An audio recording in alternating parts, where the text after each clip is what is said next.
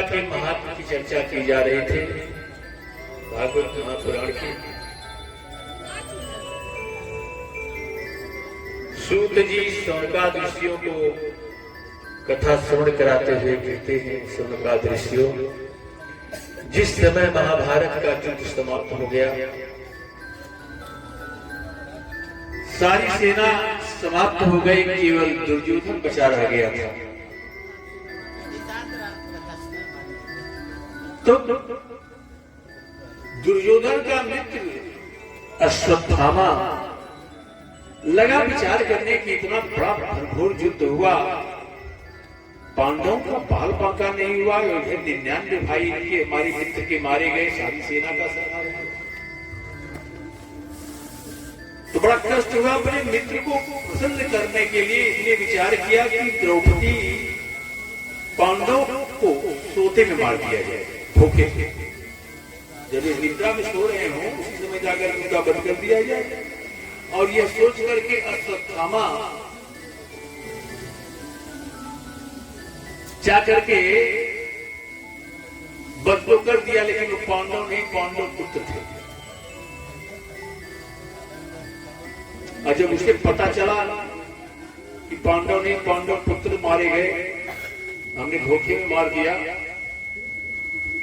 तो वहां से भगा। लेकिन द्रौपदी के विलाप करने पर अर्जुन जो है अश्वत्थामा को बांध कर खिलाया।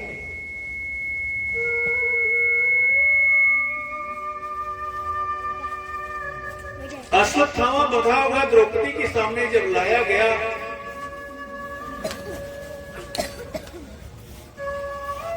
तो द्रौपदी ने कहा, वीरवर तुम्हें यह शोभा नहीं देता।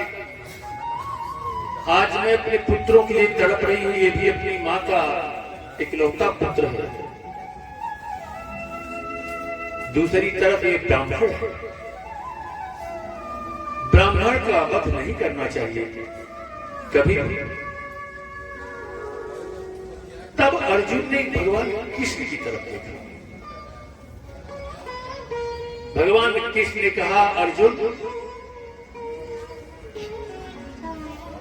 आतताई कोई भी उसका वध करने में जरा भी संकोच नहीं करना चाहिए। देखिए कितनी गूढ़ार्थ बातें हैं। अर्जुन समझ गए भगवान क्या कहना चाहते हैं। तुरंत अश्वत्थामा के मस्तक में जो मणि थी वो निकाल करके उसे तेजीन करके छोड़ दिया। कहा गया है, ऋषापत ताड़त परुष कहना,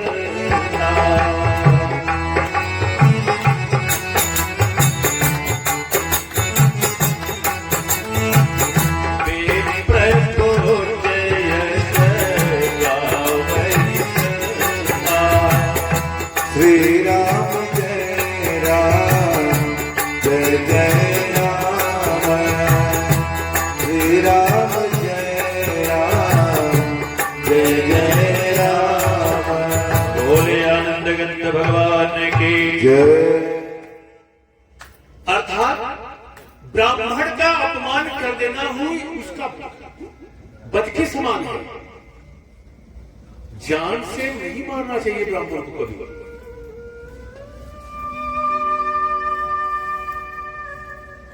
ब्राह्मण का अपमान उसकी मृत्यु के बराबर है। छोड़ दिया, लेकिन अश्वत्थामा बदले की आग में जलता रहा। अश्वत्थामा बदले की आग में जलता रहा और बदला लेने की फिराक था। इधर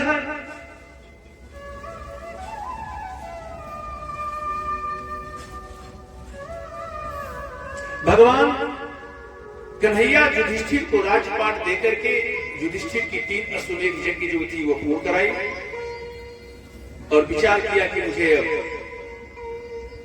द्वारका चलना चाहिए।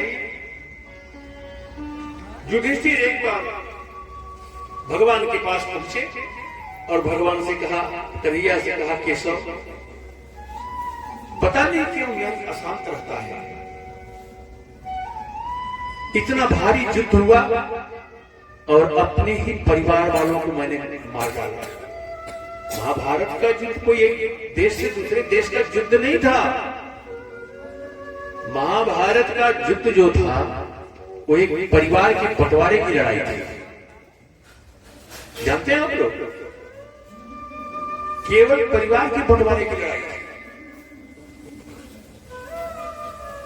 एक कुछ देना नहीं चाहता था और दूसरा पक्ष कहता था थोड़ा ही दे दो, ज्यादा नहीं दे सकते तो 5 गांव दे दो, हम लोग जीवन यापन कर लेंगे। लेकिन एक पक्ष ने कहा कि नहीं, सुई की नोक भर भी नहीं देंगे। एक परिवार की लड़ाई थी। और परिवार की लड़ाई कहां से शुरू हुई? जिस समय कुंती गर्भवती थी उसी समय गांधारी भी गर्भवती थी। गांधारी विचार करते मन में ही विचार करते थे कि अगर मेरा पुत्र पहले पैदा होगा तो उत्तराधिकारी ये माना जाएगा, राजा ही बनेगा। लेकिन उल्टा हो गया।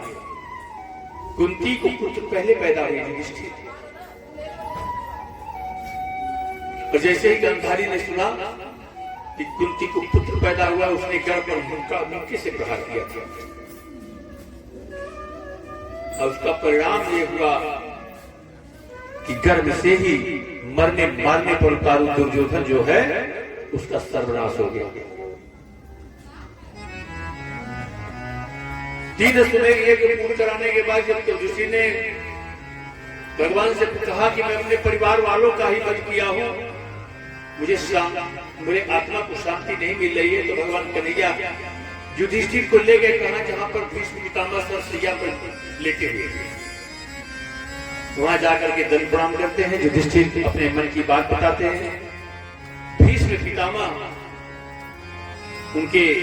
उनको आश्वासन देते हैं, उनके हृदय में शांति मिलती है। इसके बाद उत्तरायण का समय आ गया। भीष्म पितामह ने कहा कन्हैया अब आप मेरे सामने खड़े हो जाओ। इच्छा मृत्यु का उन्हें वरदान था। अब मैं आपका दर्शन करते करते विदा होना चाहता हूं इस संसार से।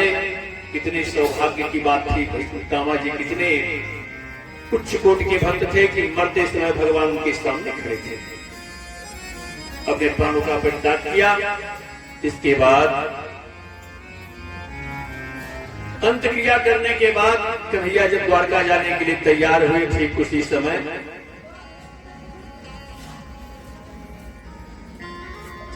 उत्तरा चिल्ला पड़ी, पाहि पाहि जगन्नाथ, रक्षा करो किशोर।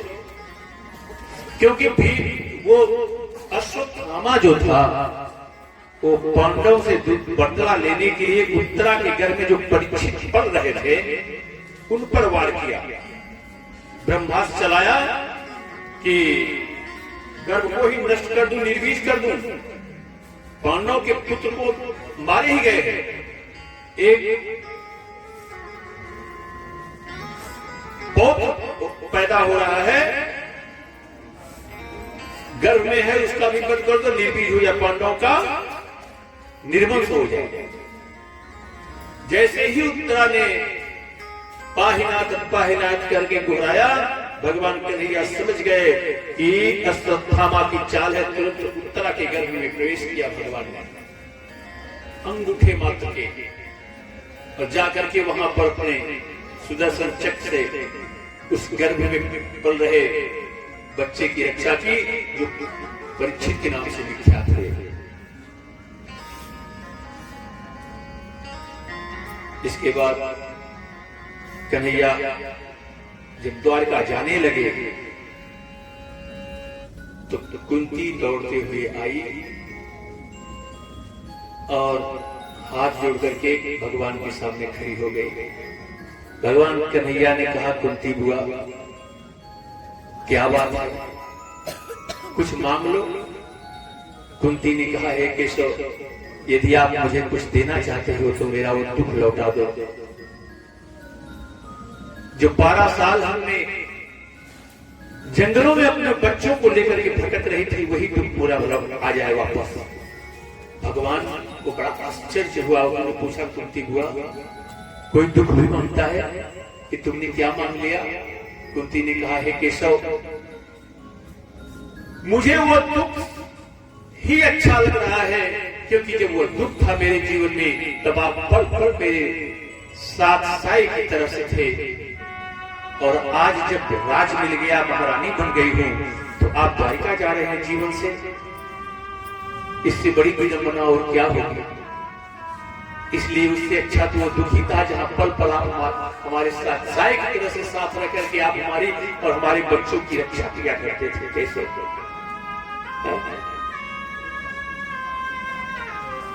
बहुत भेदभाव भी नहीं स्तुति की। भगवान कन्हैया कुंती को आशीर्वाद देकर के द्वारका चले। युधिष्ठिर ने अर्जुन को साथ में भेजा। विदुर जी महाराज नाराज होकर के कहीं चले गए थे, लौट करके आए। अर्जुन और कन्हैया के द्वारका चले जाने के बाद विदुर ने धृतराष्ट्र और गांधारी दोनों को बड़ा धक्का लगा।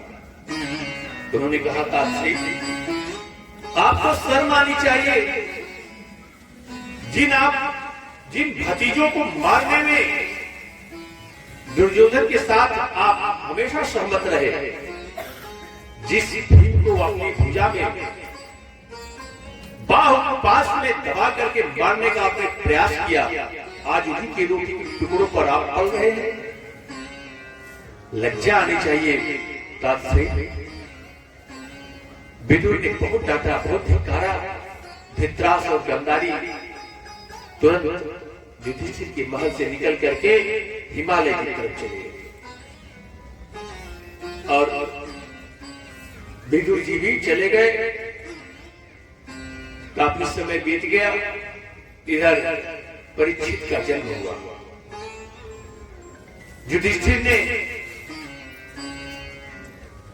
ब्राह्मणों को बुला करके बच्चे का नामकरण कराया। भगवान ब्राह्मणों से पूछा हमारा जो बालक पैदा हुआ है, पुत्र पैदा हुआ है, ये कैसी भाग्य है इसकी? ब्राह्मणों ने कहा ये तीनों लोगों में विख्यात होगा, इसका यश फैलेगा और एक छत्र पृथ्वी पर राज करेगा। युधिष्ठिर ने ब्राह्मणों को दक्षिणा लेकर के विदा किया।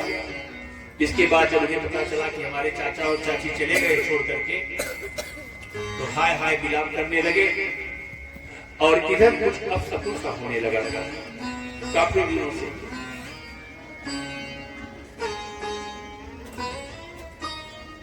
उधर द्वारिका में कुछ दिन कन्हैया रहने के बाद देवता आकर के भगवान की स्तुति करते हैं, उनसे कहते हैं प्रभु अब धरा का भार उतर गया है, अब आप अपनी लीला को संवर्ण करके अपने धाम को वापस आवे।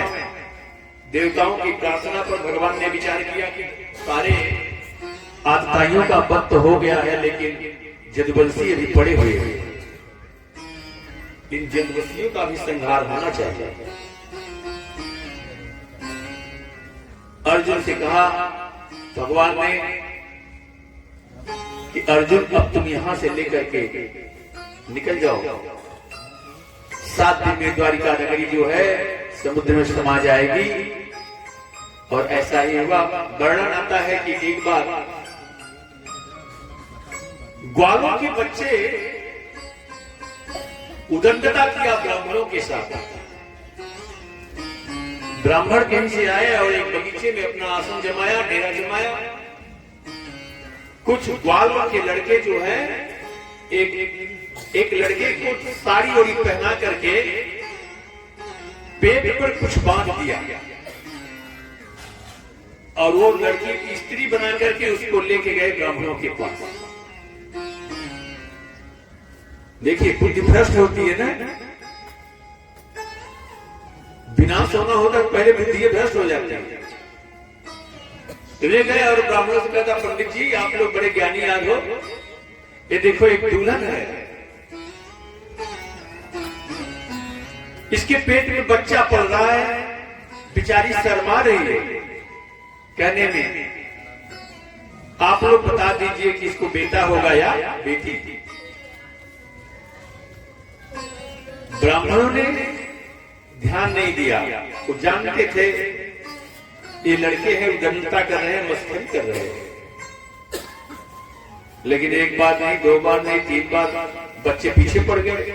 हे बाबा, आप लोग बड़ा क्या कार्य हुआ नहीं बताता, निकाह हुई, बेटवा हुई, बिटिया हुई। ब्राह्मणों को क्रोध आ गया। उन्होंने कहा, मूर्ख, इससे जो पैदा होगा ना वो जदवंशियों का विनाश कर देगा। इतना सुनना था कि वो बच्चे घबराए और आकर के जब उसकी साड़ी ओड़ी खोले पेट में तो देखा एक लोहे का मूसल। यह बात जाकर के उन्होंने अपने बड़े बुजुर्गों को बताई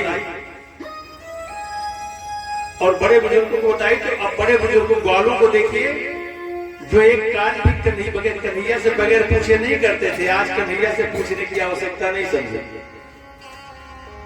उस लोहे के मूसल को तोड़ के कूट के चूरा बना करके समुद्र में बहा दिया। अब उस समुद्र बाहर की कोई चीज नहीं लेता, जो भी उसमें आप फेंकेंगे वो वापस कर देता, लौटा देता। समुद्र ने सारा चूरा बहा करके किनारे लगा दिया। एक टुकड़ा जो था लोहे का, उसे एक मछली निकल गई। एक मछुआरे ने जब उस मछली को पकड़ा और मछली को चीरा तो उसके पेट से वो लोहे का टुकड़ा निकला और वो टुकड़ा एक बहेलिया लिया जो अपने बाण की नोक पर उसको तराश करके नुकीला बना करके लगाया।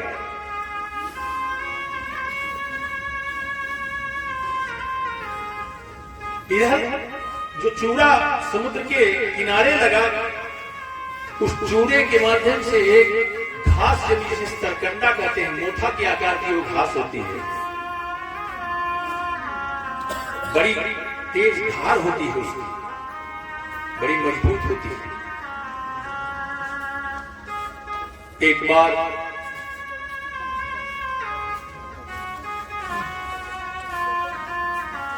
जितने जदुवंशे से मदिरा पान किए, मदिरा पान करके एक दूसरे से झगड़ पड़े।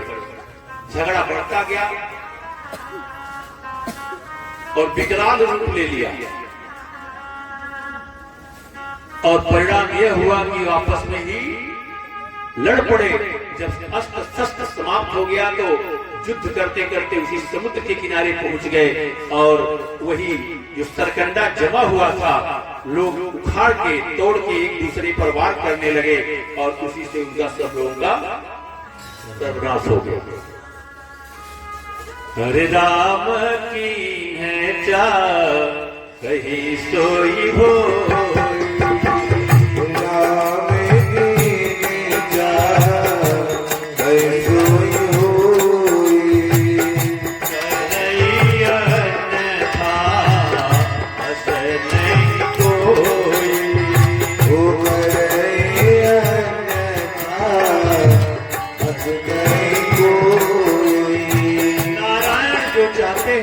संकल्प ही पूर्ण होता है। सारे ऋषि समाप्त हो गए। इधर भगवान देवताओं के अनुरोध पर एक दिन वृक्ष के नीचे बैठे हुए थे, ऐसे ही एक पैर पर दूसरा पैर रख करके भगवान का जो तलवा था वो लाल रंग का दिख रहा था। उसने मृग समझ करके बहेलिए ने बाण मारा और उनके अंगूठे में वो बाण लगा। भगवान ने अपने प्राण का परित्याग धरा से अपनी लीला का स्मरण करके चले गए। जब अर्जुन को ये पता लगा तो वहां से हुआ सा हो एकदम चला। रास्ते में मलेच्छों ने आक्रमण किया अर्जुन पर। अर्जुन ने कहा, तुम जानते नहीं हो मैं कौन हूं? अरे मैं गांडीवधारी अर्जुन हूं।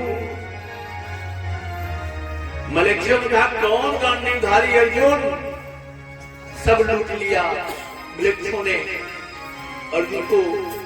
आप कल्पना करो, जिस गांडीव की टंकार से इंद्रियों की ढल जाती थी, आज वही अर्जुन, वही गांडीव को पटंचा नहीं चाह पाया, क्योंकि जो भी कुछ बल था वह नारायण का था। इसीलिए कहा गया है, अरे सब दिन होतन एक समाना, सब दिन होतन एक समाना, सब दिन होतन एक समाना, सब दिन होतन एक समाना। सभी एक दिन समान नहीं होते। नारायण की इच्छा है तो हम ताकतवर हैं और नारायण की कृपा से है। जिस दिन नारायण चाहेंगे हम हाथ नहीं उठा पाएंगे। रुआसा होकर के लौटा। इधर अपशकुन युधिष्ठिर के पास बड़ा बेचैन रहा करते थे। इतना दिन हो गया, अर्जुन गया है द्वारिकाधीश का कोई समाचार नहीं मिला। पता नहीं द्वारिकावासी हमारे बंधु बांधव कैसे होंगे। विचार कर ही रहे थे कि दूर उड़ती हुई धूल मालूम दी है। जैसे ही नजदीक आया औरत, युधिष्ठिर दौड़ पड़े। अर्जुन का रथ देखा, अर्जुन रुआसा मुंह लटका हुआ। युधिष्ठिर ने पूछा, अर्जुन क्या बात है? तुमने किसी ब्राह्मण का अपराध तो नहीं कर दिया, या तुमसे की ब्राह्मण की हत्या तो नहीं होगी? तुम इस तरह से मुंह लटकाए क्यों पड़े हो? हमारे द्वारिकाधीश कैसे हैं, उनका समाचार क्या है? जैसे इस द्वारिकाधीश का नाम लिया, अर्जुन फपक के रो पड़ा। उन्होंने कहा, भैया द्वारिकाधीश ने हम लोगों को ठग लिया। हमारे साथ, हम लोगों के साथ नारायण स्वयं मनुष्य के वेश में रहा करके समर पल पल हम लोगों की रक्षा किए हैं? और आज इस धरा से अपनी लीला को समेट करके अपने धाम को चले गए। इतना ही सुनना था युधिष्ठिर के मानव शरीर से प्राण निकल गए। फूट फूट करके रोने लगे। भीम, नकुल, सहदेव चारों भाई भी रोने लगे। द्रौपदी बिलख पड़ी बीते हुए पलों को याद करके। कन्हैया, आज तुम मुझे भूल करके चले गए।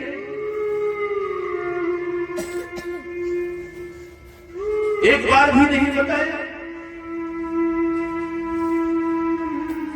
क्योंकि भरी सभा में जिस समय दुशासन इसकी आबरू लूटने पर तुला हुआ था, उस समय में कन्हैया ने साड़ियों की ढेरी लगा दी थी। बड़े बलशाली पांडव एक राजघराने की बहू, उसे भरे मंत्रिमंडल में के सामने नंगा किया जा रहा था। इतना बड़ा अत्याचार द्वापर में हो रहा था।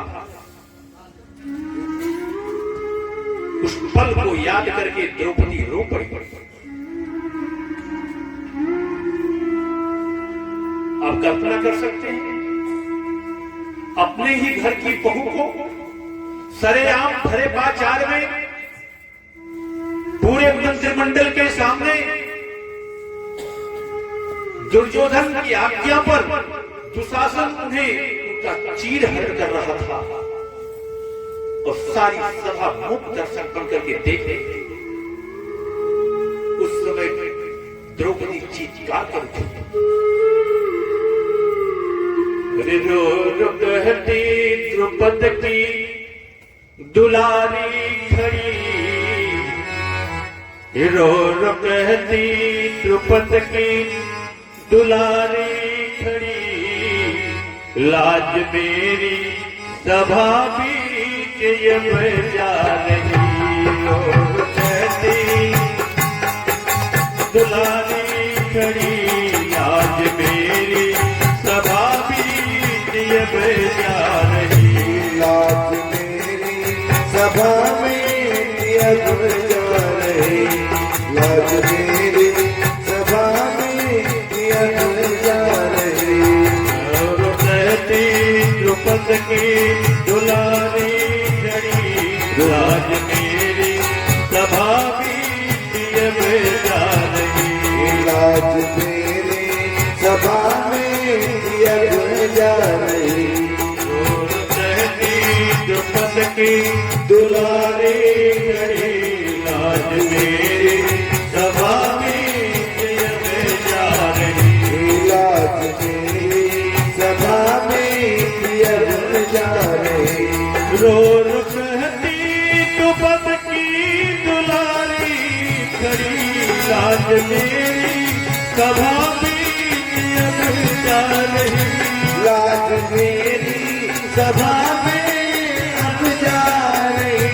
लाज मेरी सभा पीछे बजा रही।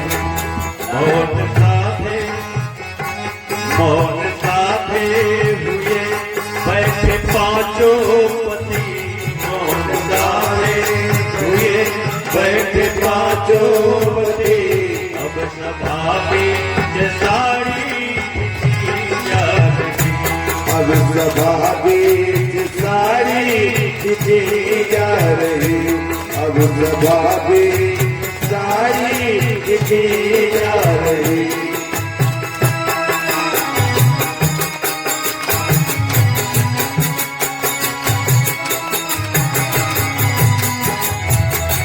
जिस समय द्रौपदी को नंगा किया जा रहा था उस समय कातर भाव से अपने पांचों पतियों की तरफ उसने दृष्टिपात किया, लेकिन पांचों पति द्रौपदी से नेत्र मिला नहीं पाए।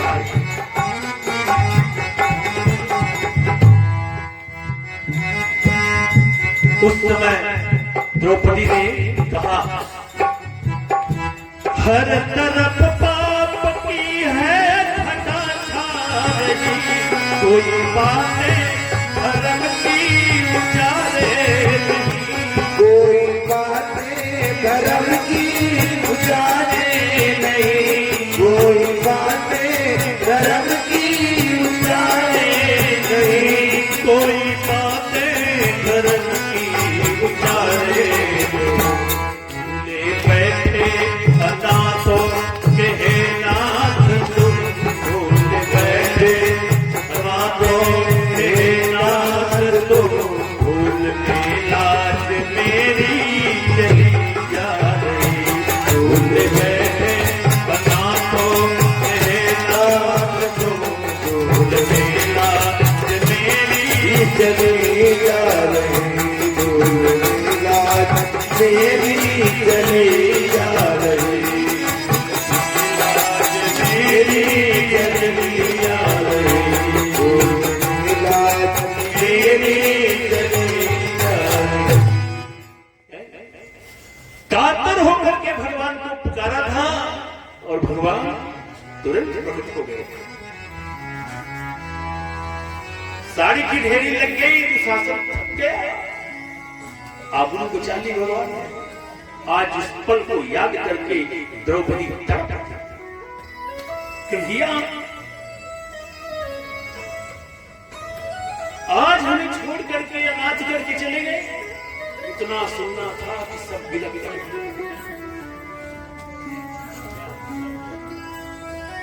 युधिष्ठिर ने परीक्षित को उस समय राज सौंप दिया। ये कलयुग जो आपका चल रहा है, कलयुग 30 वर्ष बीत चुका था। द्वापर के बाद कलयुग 30 वर्ष बीत चुका था और परीक्षित को राजपाट देकर के युधिष्ठिर के नेतृत्व में पांचों पांडव द्रौपदी सब हिमालय की यात्रा की और उसी में जाकर के गल करके अपने को मिल गया। परीक्षित का जब शासन आया तो परीक्षित जी बड़े बड़े धर्मात्मा थे,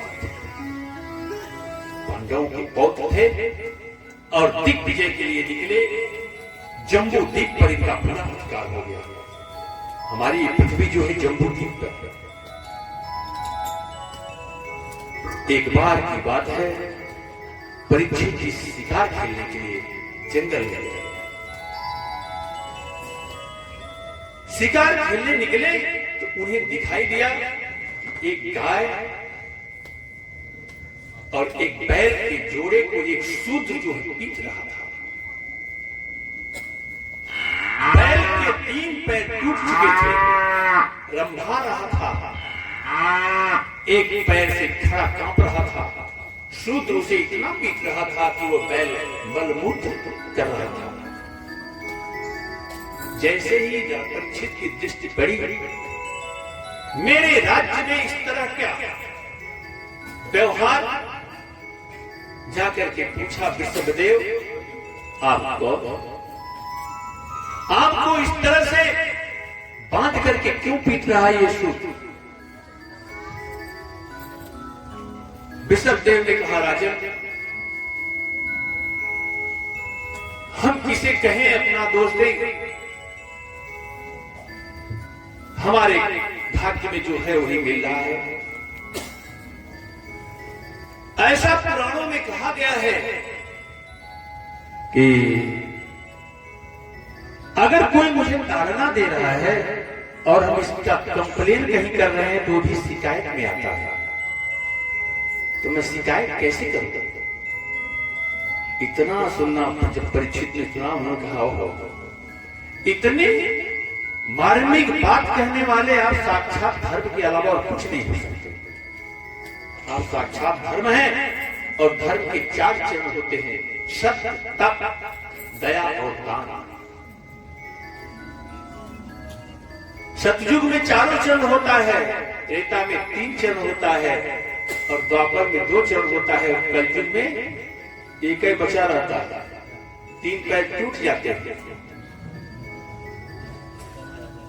तुरंत ज्ञान से तलवार निकाला परीक्षित ने और शुद्ध की तरफ जैसे ही दृष्टिपात किया, सूर्य तुरंत दौड़ करके परीक्षित के चरणों में पकड़ लिया। कहा, महाराज, आप इस तरह से मेरा वध न करिए। मैं कलयुग हूं और मेरा ये समय है। सतयुग, त्रेता, द्वापर के बाद अब मेरा समय है। आप मुझे इस तरह से नहीं, मुझे कोई मेरा वध मत करिए। अरे मेरा समय, मुझे कोई स्थान बता दीजिए, मैं वहां रहूं, अपना समय भोगूं। तब परीक्षित ने 3-4 स्थान बताए, जहां वेश्यालय हो वहां जाकर के रहो, जहां मदिरा पान होता हो वहां जाकर के रहो, जहां युवा होता हो वहां जाकर के रहो। कलयुग ने कहा, राजा, ये जितनी जगह है आप बता रहे हैं, ये सारी जगह है तो आपने अपने मन से दी, एक आध अच्छी जगह आप हम मांगे थे कौन रह जाए। परीक्षित ने कहा, मांग लो, कौन सी जगह चाहिए, किसमें रहना चाहते हो? तो कलयुग ने कहा, सरकार, सोना दे दीजिए, हम इसमें निवास करते। कहा, ये जाओ। तो स्वर्ण में भी कलयुग का वास होता है। इसके बाद चले गए। दूसरे दिन वही परीक्षित शिकार खेलने के लिए पुनः गए। शिकार खेलने के लिए गए तो शिकार खेलते खेलते दिन भर मारे प्यास के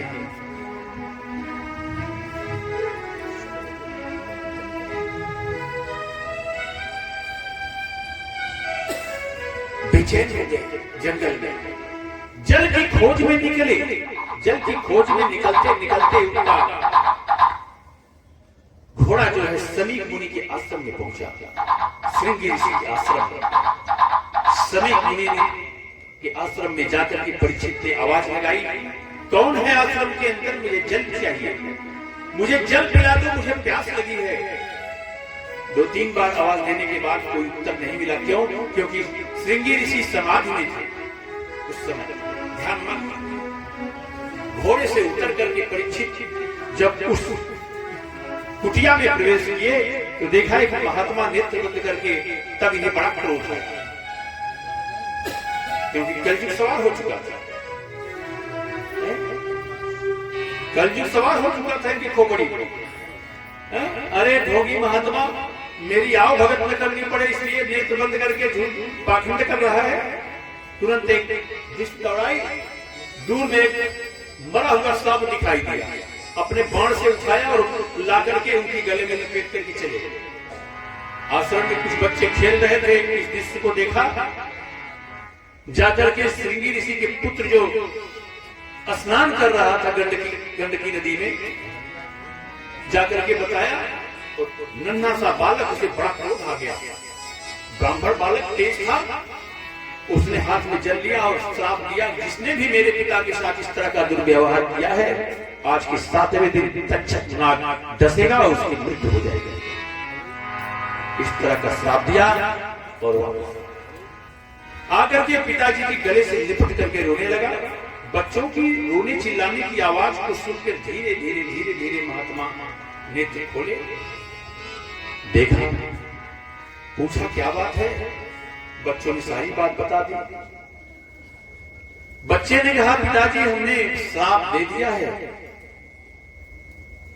श्रृंगी ऋषि को लगा ये तो बालक अनर्थ, ये तो राजा परीक्षित, और तब कहा बेटा तुम्हें ऐसा दंड नहीं देना चाहिए था, जानते हो राजा परीक्षित प्रेत परमात्मा राजा, जिस दिन राजा नहीं होता है तो प्रजा उच्छृंखल हो जाती है, चोर लुटेरे हावी हो जाते हैं समाज पर। जाओ तुम प्रायश्चित करो, तुमने बहुत बड़ा पाप किया है। और श्रृंगी ऋषि उठ करके चले राजा परीक्षित के यहाँ। राजा परीक्षित को जब यह पता चला कि आज के 7वें दिन मेरी मृत्यु हो जाएगी, मुझे श्राप लग चुका है, तब मैंने अपने पुत्र जन्मेजय को राजा सौंप दिया और गंगा के तट की तरफ चले। जब गंगा के तट की तरफ चले और यह समाचार बड़ी तेजी से आपकी तरफ फैल गया पूरे पृथ्वी पर, 7वें दिन परीक्षित की मृत्यु हो जाएगी, तक्षक नाग डसेगा उन्हें। अब गंगा के तट पर चले और बड़े बड़े ऋषि महर्षि जो भी जहां सुना, सब लोग गंगा के तट की तरफ चल दिए। राजा पर इतनी भारी विपत्ति आई हुई है।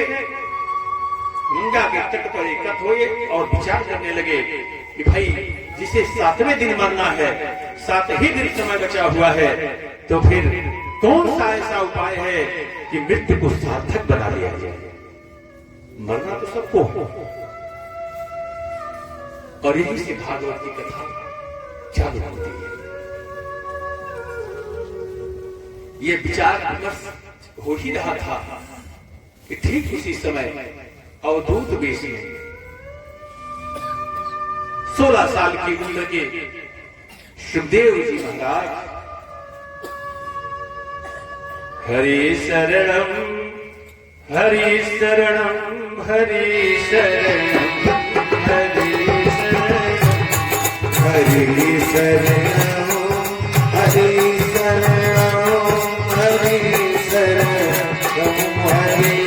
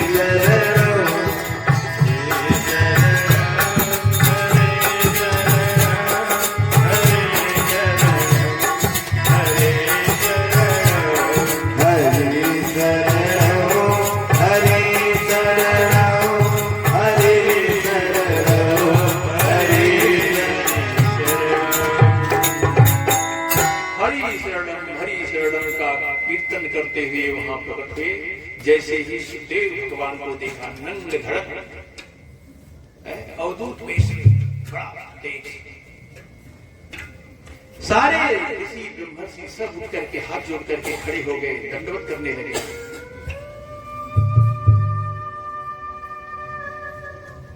उन्हें ऊंची आसन पर विराजमान कराया। ऋषियों ब्रह्मर्षियों ने राजा परीक्षित हाथ जोड़ करके खड़े खड़े कहा, महाराज बड़े ही शुभ समय पर आपका आगमन हुआ, इस दास पर कृपा की आपने।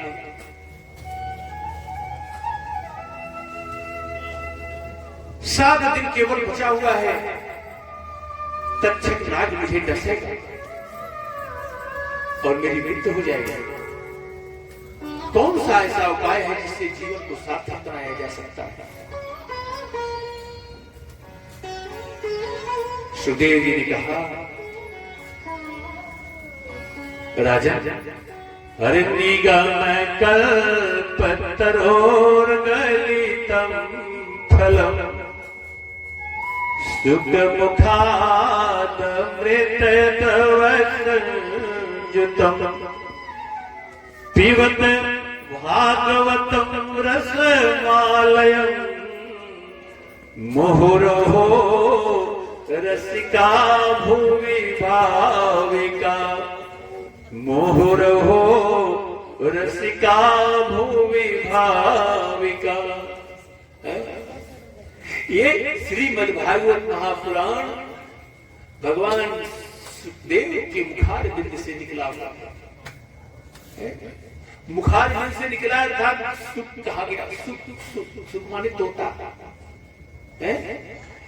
तोता जिस फल पर चोंच मारता है ना, उस फल को आपने कभी खाया होगा, वो बड़ा मीठा होता है। तोते का जूठा फल बड़ा मीठा होता है और उसी मीठे फल पर चोंच मारता है। ये आम का फल है, रसीला है। ऐसी कोई खाद्य वस्तु आपको नहीं मिलेगी कि एक बार मुंह में डालिए और मुंह से निकाल दीजिए तो फिर मुंह में डालने की इच्छा करेगा। है ऐसी कोई खाद्य वस्तु, लेकिन आम को किसुली बार बार मुंह में डाला, बार बार निकाला, बार बार डाला, बार बार निकाला, कितना मीठा लगता है। ठीक उसी तरह से ये भगवान की कथा है। अब कथा प्राणी से प्रारंभ होती है। भगवान परीक्षित जी महाराज हाथ जोड़ करके उनके चरणों में बैठे हैं और एक एक प्रश्न पूछते हैं और परीक्षित उसका एक एक उत्तर देते हैं। सबसे पहले उन्होंने पूछा, महाराज ये सृष्टि बनी कैसे है? तब ब्रह्मा की उत्पत्ति कैसे हुई उसकी कहते हैं, क्योंकि भगवान की नाभि से कमल प्रकट हुआ, इसके बाद उस पर ब्रह्मा का उत्पत्ति हुई। ब्रह्मा को लगा कि मैं कौन हूं, कहां से आया, इसके पहले मैं कहां था।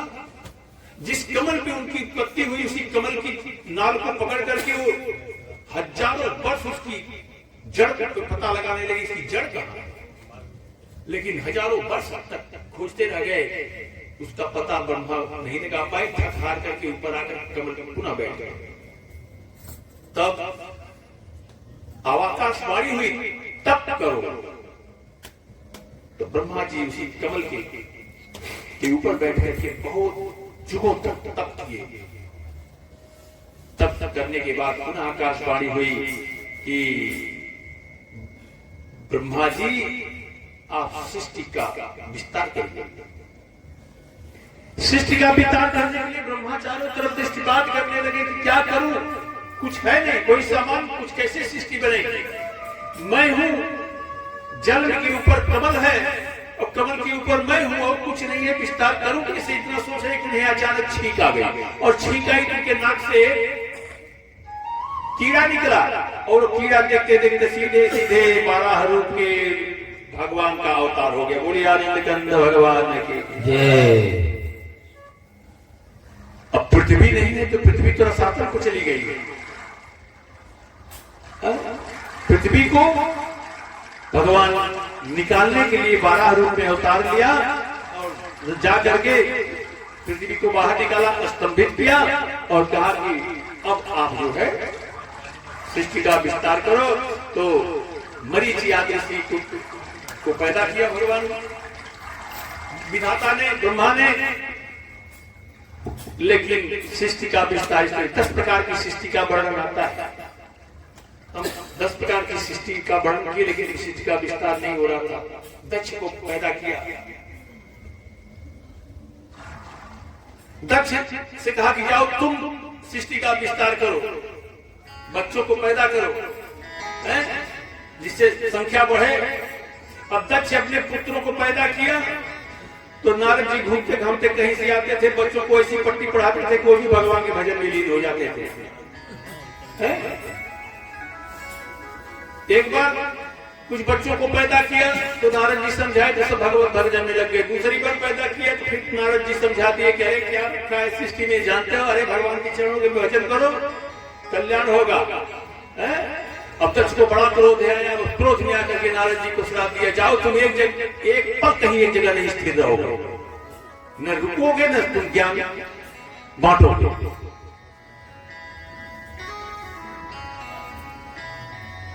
अब सुखदेव जी ने कहा, सुखदेव जी से परीक्षित जी ने कहा, गुरुदेव मैं एक प्रश्न पूछना चाहता हूँ। अब सुना है कि जब भगवान पृथ्वी को रसातल से बाहर ला रहे थे तो उस समय हिरण्याक्ष से उनकी मुलाकात हुई थी, मुठभेड़ हुई थी, और भगवान ने हिरण्याक्ष का वध किया था। तो जरा ये कथा बताइए मुझे। तब सुखदेव जी कहते हैं, राजन एक बार की बात है, कश्यप की पत्नी दिति एक दिन शाम के समय गोधूल बेला में कश्यप जी के पास आई और निवेदन करने लगे कि स्वामी मैं काम व्यथा से व्यथित हो रही हूं, आप मेरे मन को शांत करिए, आप मेरे साथ इस समय श्रृंगारी का आनंद मनाइए। कश्यप ने कहा, देवी तुम मेरी पत्नी हो, पति का एक धर्म है कि पत्नी की इच्छा की पूर्ति करे, लेकिन देवी तुम जानती हो इस समय गोधूल बेला है, गोधूल बेला में ये कार्य करना उचित नहीं होता, क्योंकि ये भगवान भोलेनाथ का समय है। भगवान भोलेनाथ भूतों प्रेतों के साथ इस समय विचरण किया करते हैं, थोड़ा ठहर जाओ, अंधेरा होने दो।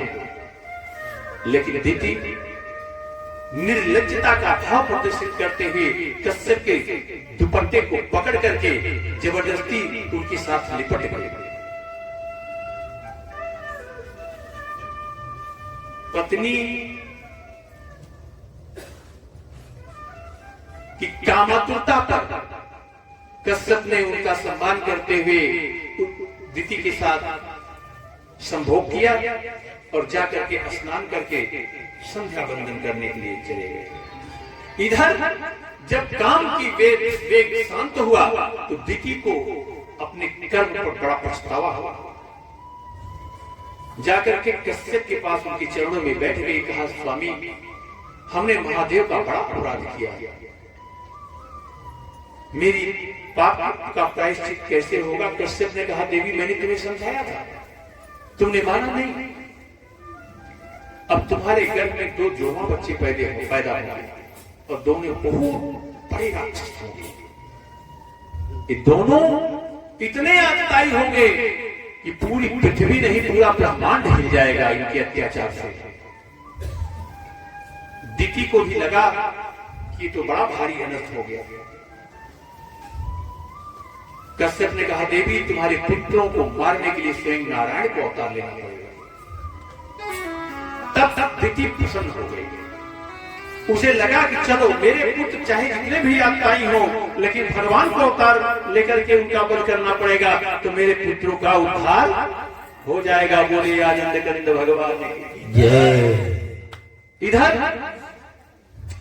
यह घटना घटी, उधर सनक सनंदन सनातन सनत कुमार चारों ऋषि जो है महात्मा वैकुंठ में प्रवेश करने के लिए गए तो वहां पर द्वारपाल जय और विजय जो थे उन्होंने रोक दिया, कहा नहीं अभी अंदर नहीं जा सकते हो, अभी वैकुंठ में लक्ष्मी मैया के साथ नारायण एकांत में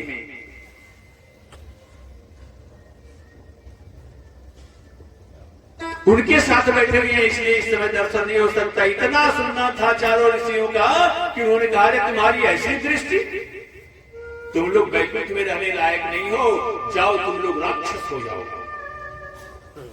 जैसे ही यह श्राप मिला, नारायण भीतर से बाहर आए, ब्राह्मणों के चरणों में श्राप दिया। कहा ब्राह्मण देवता, आप लोगों ने जो मेरे द्वारपालों को ऐसा श्राप दिया है ये उचित ही है, इसी के पात्र है। भगवान ने द्वारपालों से कहा जाओ, तुम लोगों का मैं उद्धार करने के लिए पृथ्वी पर आऊंगा तो तुम लोग पुनः वापस आ जाओगे। और ये दोनों वहां से गिरे तो दिति के गर्भ में आए। 12 साल तक दिति ने अपने पुत्रों को जन्म नहीं दिया। जानती थी मेरे पुत्र बड़े कुकर्मी पापी होंगे और बड़े बलवान होंगे। जिस समय दोनों ये राक्षस दिति के गर्भ में आए, उसी समय से उनका पाप होने लगा, सूर्य का तेज फीका हो गया। जिस समय ये दोनों 12 साल के बाद पैदा हुए, इनके पैदा होते ही देवता सब छोड़कर के भाग चले। देखते देखते विकराल रूप ले लिया हिरण्याक्ष ने और दौड़ करके गंगा उठाई और स्वर्ग पर चढ़ाई किया। स्वर्ग पर गया तो देखा कोई देवता नहीं, स्वर्ग पर अधिकार कर लिया। पहुंच गया विधाता के बाद ब्रह्मलोक, कहा तुम मुझसे युद्ध करो। ब्रह्मा ने कहा तुम नहीं देख रहे हो मेरी उम्र क्या है, मैं बुढ़ा आदमी तुमसे युद्ध करूंगा। जाओ, तुम्हारी मुराद पूरी जल्द होगी। तुमसे युद्ध करने वाला वीर तुम्हें जल्द मिलेगा और समुद्र में मिलेगा। और तब से वो युद्ध करने की लालसा लेकर के समुद्र में अपनी गदा से, जैसे हाथी छोटे सरोवर को मथ डालता है, उसी तरह से हिरण्याक्ष समुद्र को मथ डालता। बल के मद में जिस समय भगवान शुक्र रूप में अवतार लेकर के पृथ्वी को रसातल से बाहर ला रहे थे, पीछे पीछे हिरण्याक्ष से युद्ध करने के लिए उन्हें ललकारता हुआ, पीठ पर चोट मारता हुआ वो पीछे पीछे आ रहा था। लेकिन भगवान ने कहा भी इससे मिलकर बात करना ठीक नहीं है, पहले पृथ्वी को जल पर स्तंभित कर दो। जल पर स्तंभित करने के बाद तब भगवान मुड़े और बड़ा घोर हुआ। 27 दिन तक हिरण्याक्ष से भगवान का युद्ध हुआ। कभी लगता था हिरण्याक्ष भगवान को दबा ले जाएगा, कभी लगता था भगवान हिरण्याक्ष को दबा ले जाएंगे। भगवान बड़े मायावी हैं ना। आकाश मार्ग से इस युद्ध को देखने के लिए देवता हाथ जोड़ करके खड़े हुए और भगवान से प्रार्थना करेंगे, हे प्रभु आप मत खिलाओ इसे, अब इसका बंद कर डालो, बहुत दिन हो गया। भगवान ने देवताओं की तरफ देखा और खींच करके एक तमाचा हिरण्याक्ष को मारा और एक तमाचा पड़ते ही वो खून की उल्टी करते हुए वहीं पर जय जय सीताराम हो गया। बोले आनंद कंद भगवान की।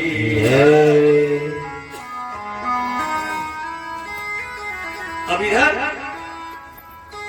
हिरण्याक्ष का जब वध हो गया, इसका भाई हिरण्यकश्यप, इसका भाई हिरण्यकश्यप भगवान से बदला लेने के लिए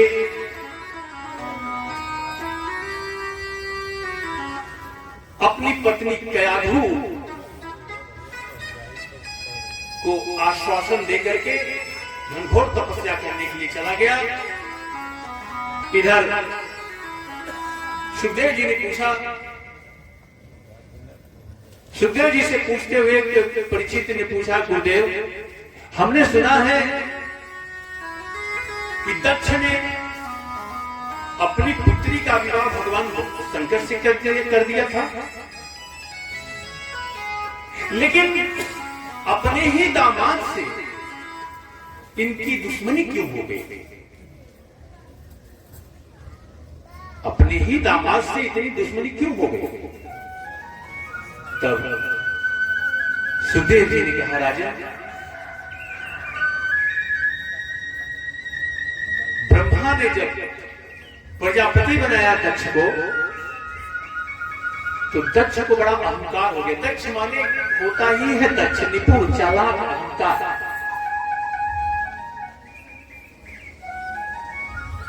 विधाता ने, ब्रह्मा ने कहा, दक्ष तुम अपनी पुत्री सती का विवाह भगवान शंकर से कर दो। पितामह के आदेश पर दक्ष ने अपनी पुत्री सती का विवाह तो कर दिया, लेकिन उसके बाद जब ये प्रजापति बनाया गया तो किसी बड़ा अहंकार हो गया। और जानते हैं अहंकार कब होता है? अहंकार होता है जब पद प्राप्त हो जाता है। खड्विकारों में काम, क्रोध, लोभ, मोह, राग, द्वेष, ईर्ष्या आदि हैं, लेकिन अहंकार एक ऐसा दुर्गुण है, अहंकार एक ऐसा दुर्गुण है हमारे जीवन का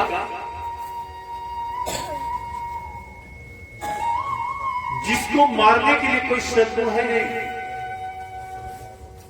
जितने दुर्गुण हैं उतने सद्गुण भी हैं। दुर्गुणों और सद्गुणों का युद्ध अर्थात देवताओं और राक्षसों का युद्ध। हम क्रोध को मारना चाहें, क्रोध को जीतना चाहें तो क्षमा वृत्ति अपना करके क्रोध पर को जीत सकते हैं। काम को जीतना है तो ब्रह्मचर्य का पालन करके काम पर हावी हो सकते हैं। लोभ को जीतना है तो दान की प्रवृत्ति अपना करके लोभ को जीत सकते हैं। तो जितने दुर्गुण हैं उतने सद्गुण है, लेकिन अहंकार एक ऐसा दुर्गुण है उसको जीतने के लिए कोई सद्गुण है नहीं। क्योंकि अहंकार सारे सद्गुण आ जाते हैं तब जीवन में आता है, बाद में आता है। बाद में किसी गरीब आदमी को अहंकार नहीं होता। अचानक उसके पास धन आ जाए बहुत सारा, तब उसे धन का अहंकार आता है। किसी निर्बल को अहंकार नहीं होता, बलवान हो जाए तब बल का अहंकार आता है। किसी गंवार को अहंकार नहीं होता। अचानक विद्वता प्राप्त हो जाए, विद्वान हो जाए तो विद्वता का अहंकार आ जाता है, बाद में आता है। ये बड़ा जबरदस्त राक्षस है। इसलिए भगवान से प्रार्थना करनी चाहिए कि अहंकार, अच्छा अहंकार से आप युद्ध कर भी नहीं सकते। क्यों नहीं कर सकते? क्यों कि अहंकार को आप जीत नहीं सकते। अहंकार को जीतने वाला अगर कोई योद्धा है तो एकमात्र नारायण है, वही जीत सकते हैं। अहंकार का मार्गदर्शन वही करते हैं।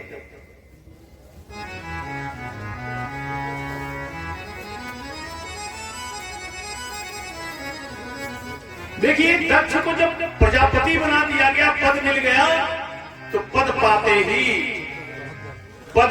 ही इसको अहंकार हो गया।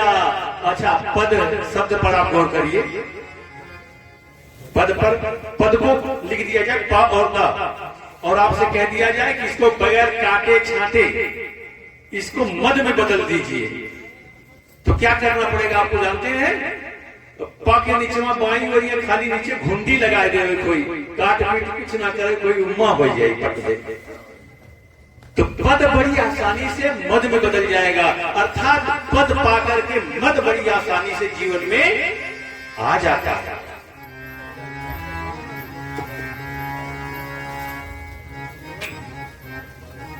इसीलिए कहा गया है कि पद भार,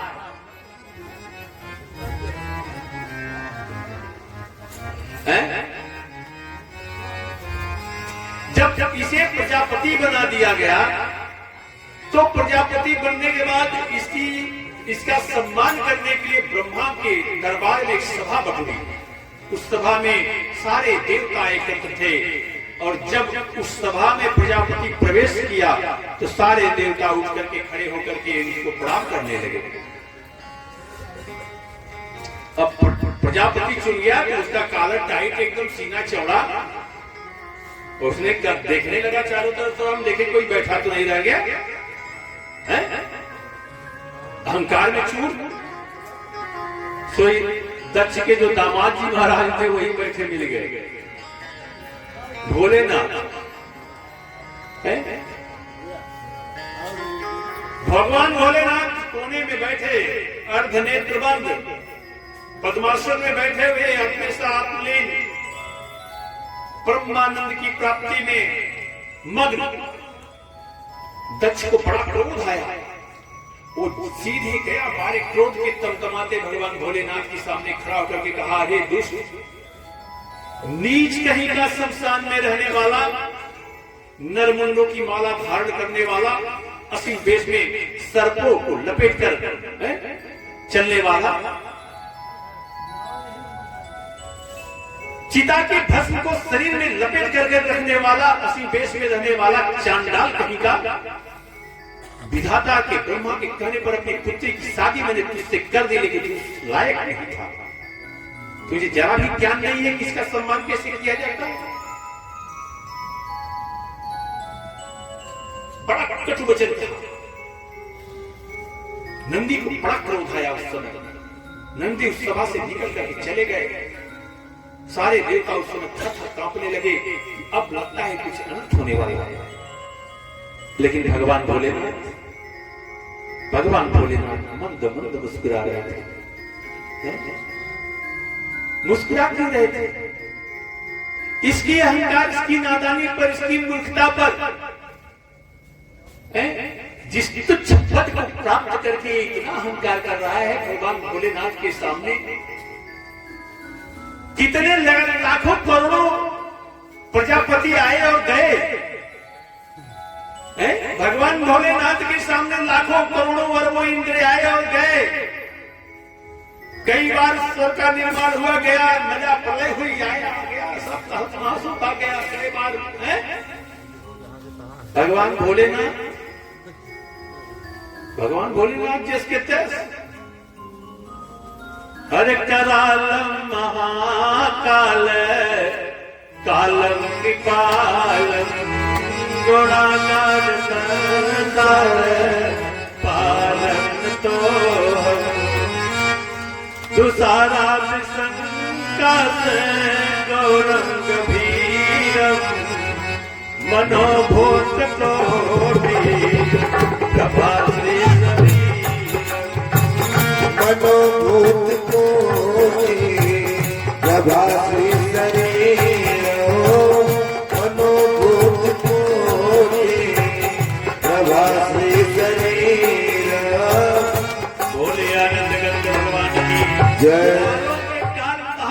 भगवान भोलेनाथ उस सभा से उठे और चले गए।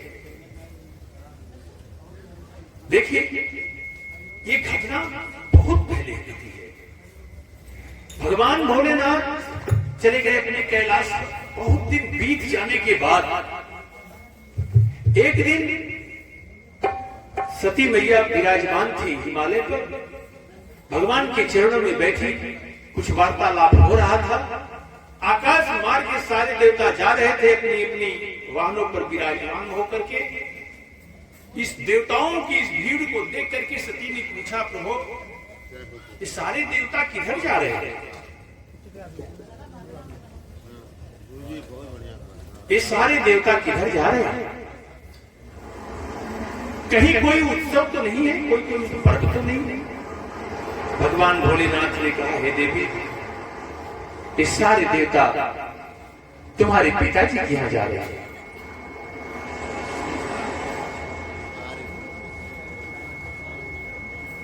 तुम्हारे पिताजी एक यज्ञ कर रहे हैं। उसी यज्ञ में सारे देवताओं को निमंत्रण मिला हुआ। जैसे ही इतना सुनना हुआ, सती चौंक गई। स्वामी, मेरे पिता यज्ञ कर रहे हैं और आपको कोई निमंत्रण नहीं, मुझे कोई सूचना नहीं, कारण क्या है? भगवान भोलेनाथ ने कहा, हे देवी, देखिए बात बहुत पहले है, आप कल्पना करो। भगवान भोलेनाथ अपनी अर्धांगिनी सती मैया से कितना प्रेम करते हैं कि आज तक इतनी बड़ी घटना घटी है, इसकी चर्चा तक नहीं करते। अगर ससुराली में दामाद के गरियाए के ससुर पिंजर के भगा दे, तो दामाद अगर घरे लौटे तो क्रोध सारा के करे पुत्री, ये सभी जानते हो।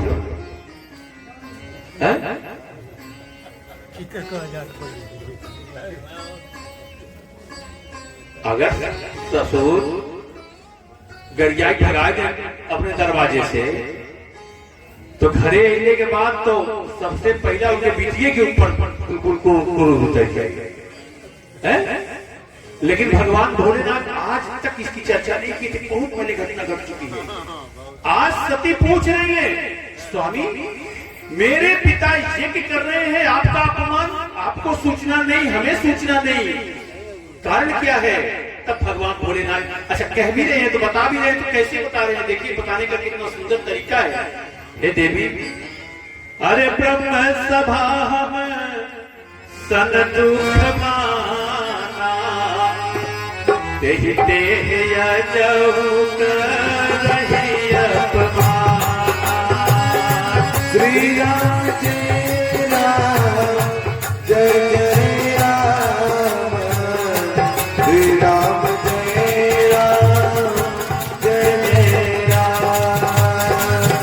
ब्रह्म सभा सन दुख माना, देहि देहि यजहु करहि अपमाना। श्री राम जय राम जय जय राम, श्री राम जय राम जय जय राम। बोले आनंद चंद्र भगवान की जय। एक बार की बात है, तुम्हारे पिताजी को बड़ा कष्ट हो गया था ब्रह्मा की सभा में, तब से आप तक मेरा अपमान करते चले आ रहे हैं देवी, इसलिए उन्होंने निमंत्रण नहीं दिया। सती ने कहा, हे प्रभु, पिताजी और आपके बीच में पता नहीं क्या हुआ, जो भी बात हुई हो, ये आपके दोनों के बीच की बात है, लेकिन मेरी मायके में यज्ञ हो रही है, तो मुझे आप आज्ञा दीजिए, मैं यज्ञ देखने के लिए जाऊंगा। भगवान भोलेनाथ ने कहा, देवी जानती हो बिना निमंत्रण के कहीं नहीं जाना चाहिए। सती ने कहा, स्वामी कुछ जगह ऐसी होती है जहां बिना निमंत्रण के भी जाना चाहिए, जैसे जग जगह। तो भगवान ने कहा, ये तुम्हारी बात सही है, लेकिन देवी अगर वहां तुम्हारा विरोध करने वाला कोई हो, तो चाहे यज्ञ हो रही हो, वहां भी नहीं जाना चाहिए। इतना सुनना था, देखा नहीं हरे गैले के नाव पे न मैया लोग एकदम ब्रह्मांड हिला देते हैं, खाली नैहरे का नाव सुन ले वो नैहरे जाए। सती खड़ी हो गई, क्रोध में जगदम्बा का नेत्र लाल हो गया, बाल बिखर गए, 4 कदम आगे 2 कदम पीछे चलने लगी। भगवान ने जैसे ही देखा, भगवान भोलेनाथ ने जगदम्बा की क्रोध को, उन्होंने कहा, देवी क्रोध शांत करो महारानी, क्रोध को शांत करो, क्रोध का परित्याग करो और प्रेम से मुस्कुराते हुए जाओ। भगवान ने 4 गुणों को साथ में लगाया और सती को प्रेम से विदा किया। सती गई सीधे यज्ञ मंडप में, जहां पर दक्ष उसका पिता स्वाहाकार बोला जा रहा था, कुंड में आहुति दे रहा था। जैसे ही माता की दृष्टि पड़ी कि मेरी पुत्री सती आई हुई है, दौड़ करके गले से लिपट गई।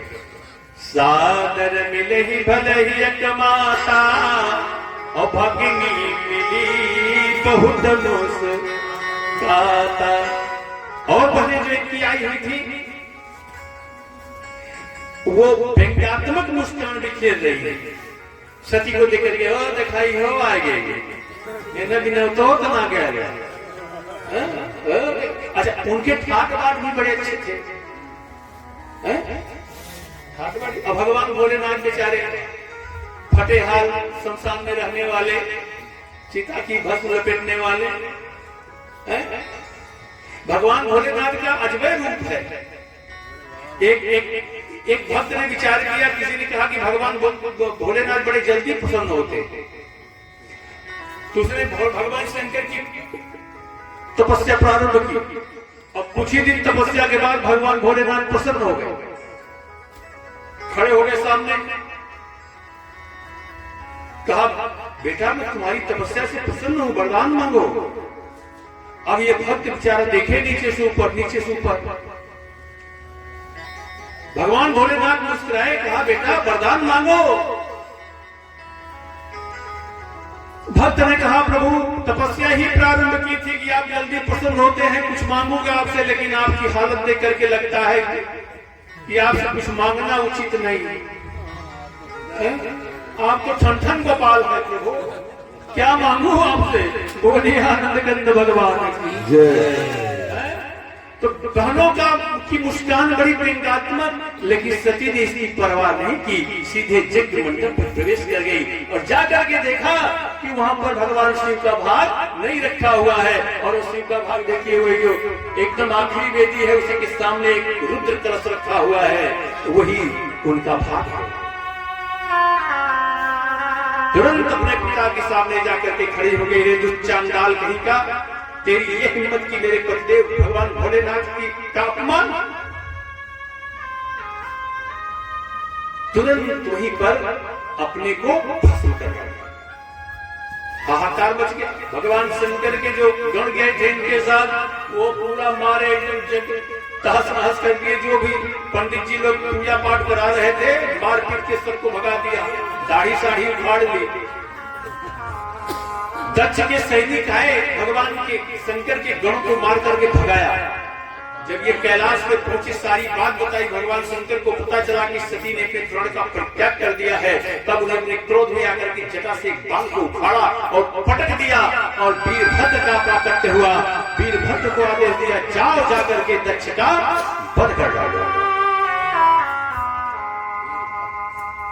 वीरभद्र भूतों प्रेतों की सेना लेकर के दक्ष के यहाँ बड़ा घनघोर युद्ध हुआ। दक्ष की सेना को मार करके भगा दिया। दक्ष को दक्ष का गला काट करके वही हवन कुंड में स्वाहा आहुति दे दी। बोलिए आनंद गोविंद भगवान जय। देखिए भगवान भोलेनाथ गला बहुत तेजी से काटते हैं। अपने ससुर का गला इन्होंने कटवा करके आहुति दे दी, किसकी? हवन कुंड में। और ब्रह्मा के पहले 5 सिर थे, एक गला जय जय सीताराम किया भगवान भोलेनाथ ने। और यही नहीं, अपने बेटवा का खुद गला उड़ाया जा रहा है।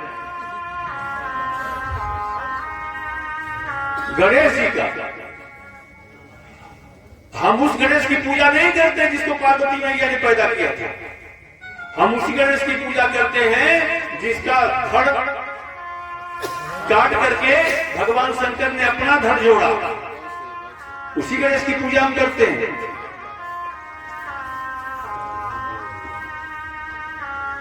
इसका रहस्य जानते हैं आप लोग? नहीं जानते। देखिए, जब तक गला कट गया तो ब्रह्मा विष्णु सारे देवता करके भगवान की स्तुति करते हैं। भगवान प्रसन्न होते, कहते हैं चलो ले जाओ, बकरे का सिर लगा दो उसको। बकरे का सिर लगा गया, खोपड़ी चेंज हो गई, अहंकार की आहुति हो गई, खोपड़ी चेंज हो गई। तो वही दक्ष जो है हाथ जोड़ करके भगवान की स्तुति करने लगा। बोलिए आनंद कंद भगवान की। इसलिए भगवान शंकर की पूजा करने के बाद बकरे की सी आवाज निकाली जाती है।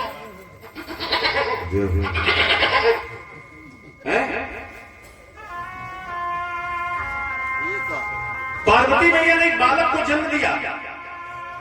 कहा कि बेटा तुम दरवाजे पर रहना, कोई अंदर प्रवेश नहीं करने पाएगा। अब पहरा दे रहा था बालक, भगवान भोलेनाथ कहीं से आ गया, वो अंदर घुसना चाहे। बालक खड़ा हो गया, कहा नहीं आपको अंदर नहीं जाना है। अरे कहा मैं इस घर का मालिक हूं। बोले मालिक हुआ चाहे ये मनते हुआ, भीतर तो ना जाए। भगवान भोलेनाथ ने गलवा उड़ा दिया। गए अंदर, पार्वती मैया ने पूछा स्वामी आपको किसी ने रोका नहीं, आप अंदर आ गए? उन्होंने कहा एक बालक रोक रहा था, मैंने उसका गला काट दिया। पार्वती मैया रोने लगी, हाय हमने पैदा बालक बनाया था, आपने उसका गला काट दिया। भगवान भोलेनाथ ने कहा, हे देवी, स्त्री पुरुष के संयोग से बालक पैदा होता है, तुमने अकेले कैसे बना दिया?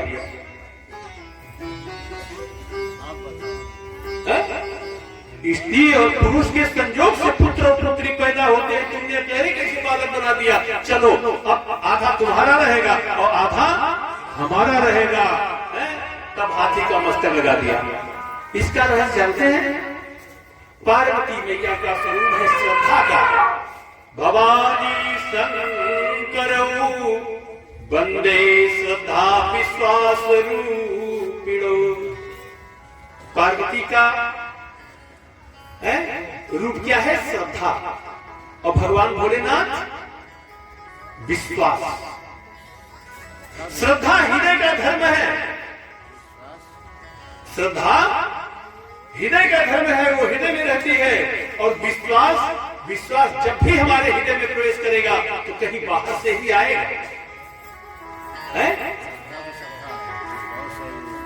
बाहर से आएगा। और जब बाहर से आएगा तो पहरेदार कौन है? हमारा विवेक पहरेदार है। अर्थात गणेश जी पहरेदार हैं। लेकिन वह विवेक किस काम का? जो विश्वास को ही अंदर न बैठने दे, तो वह अच्छा बताइए, आप किसी दरबान को रख दे, भैया को चोट आपको घर में नहीं घुस पावे, और वो ड्यूटी देवे लगे और सांस के तुम्हारी घर में जाकर ना घुसे दे, तो बताओ दरबान रखे लायक नहीं, तुम्हारी भगाई देवे काम कर। तो विवेक पहरेदार है, श्रद्धा हृदय का धर्म है। विश्वास हमारे जीवन में आता है तो कहीं बाहर से ही आता है, तब जाकर के हृदय में विश्वास बैठता है, तब श्रद्धा और विश्वास का पाणी ग्रहण होता है।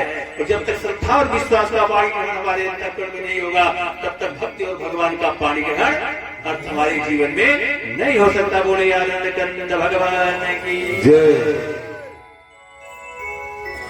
गला काटने का रहस्य, कथाएं बड़ी लंबी हैं, एक एक बात को बताने में न तो फिर युग बीत जाएंगे, कथा पूर्ण नहीं हो पाएगी। बोलिए आनंद कंद भगवान की जय।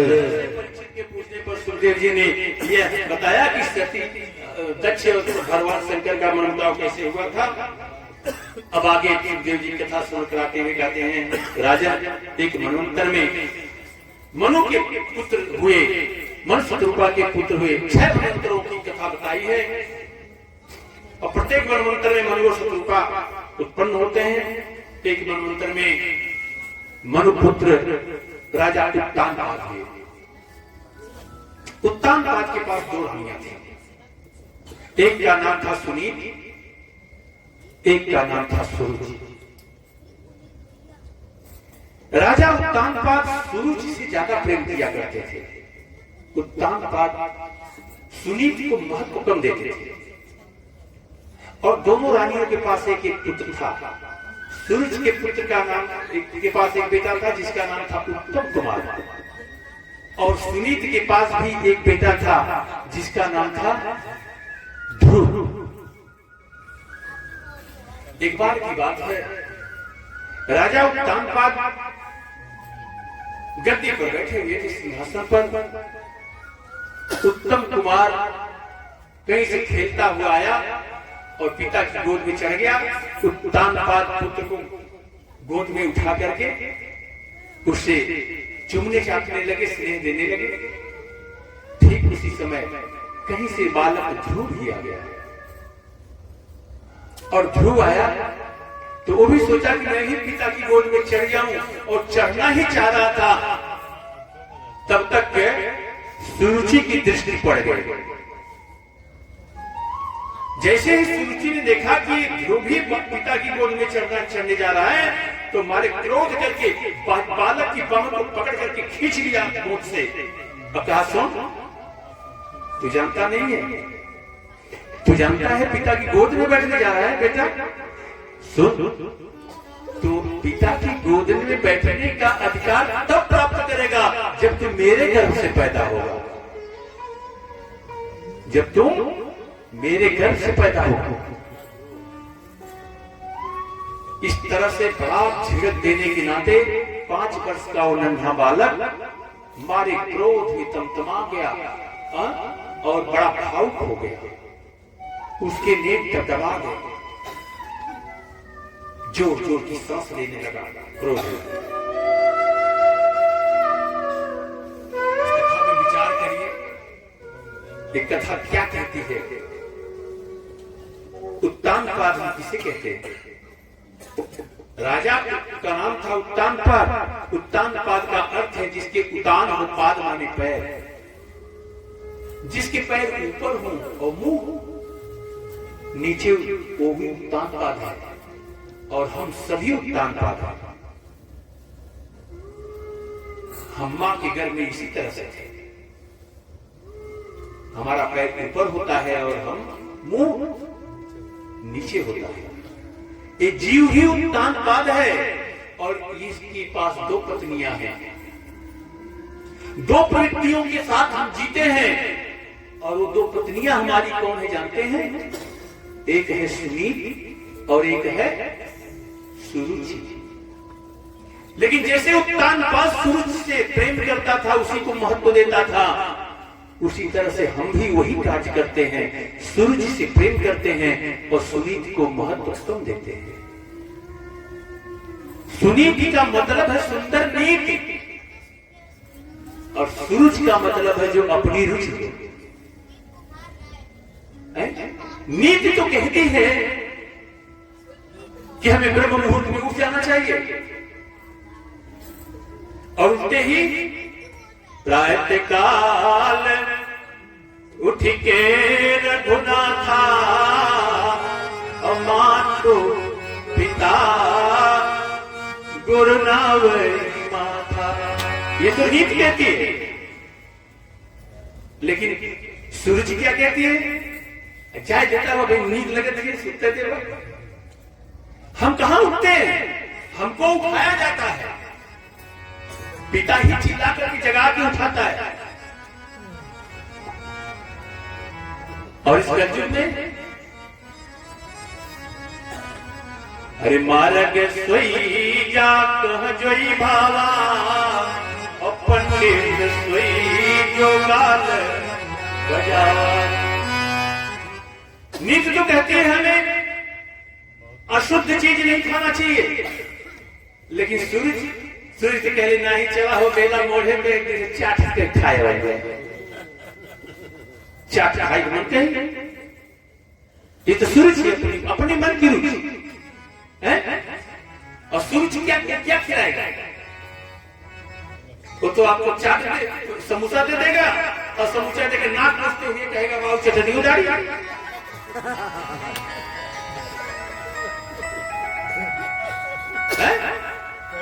और वही खाएंगे आप।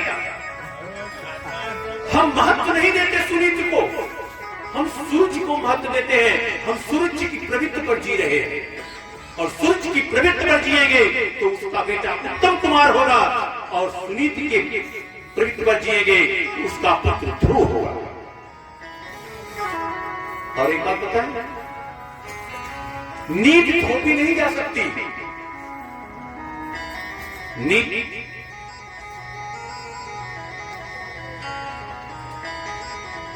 प्रस्तुत की जाती है। हम किसी को यह नहीं कह सकते कि आप इस तरह से रहिए। सबसे पहले हम इसको अपने जीवन में उतारना चाहिए। अगर पिता ब्रह्म मुहूर्त में उठेगा तो पुत्र भी ब्रह्म मुहूर्त में उठने का आदि हो जाएगा।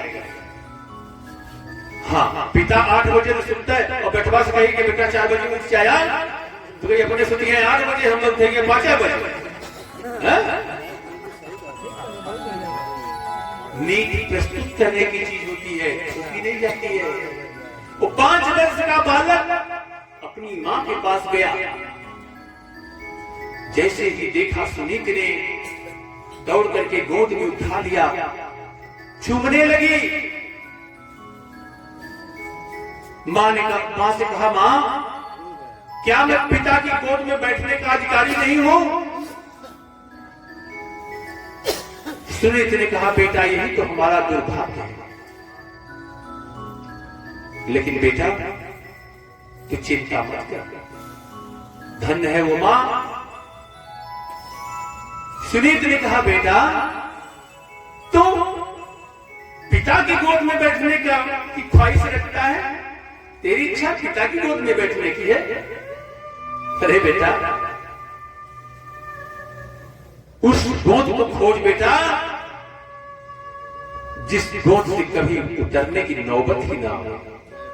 वो दृश्य याद आता है जब राम जी वन को जाने लगे तो लक्ष्मण दौड़ते दौड़ते राम जी के पास आए। उन्होंने कहा भैया हम भी साथ चलेंगे।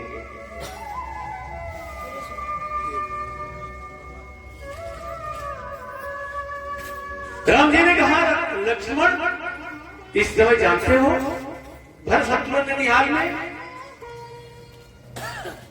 पिताजी अचेता अवस्था में है, अयोध्या अनाथ हो जाएगी। भैया लक्ष्मण यहां रह करके माता पिता की सेवा करो। एक लाइन में लक्ष्मण जी ने कह दिया कि गुरु पीठ मातु ने जानू का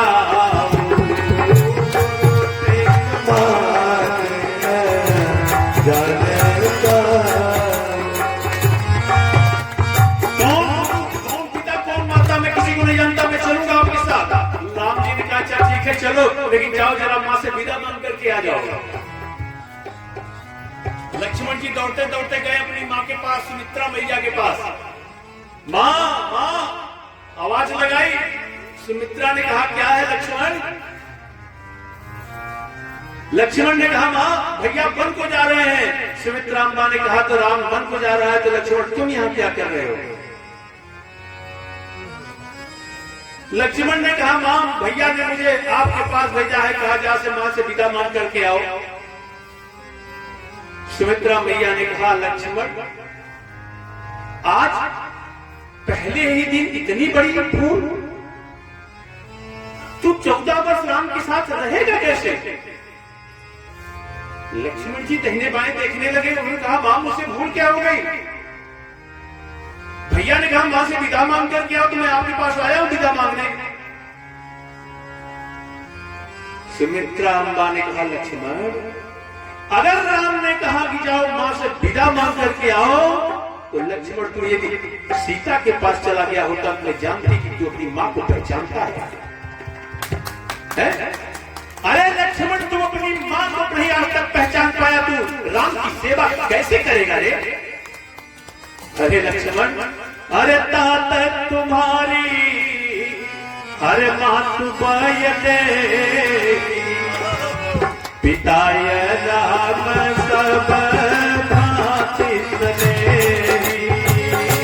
श्री राम जय राम जय जय राम, श्री राम जय राम जय जय राम।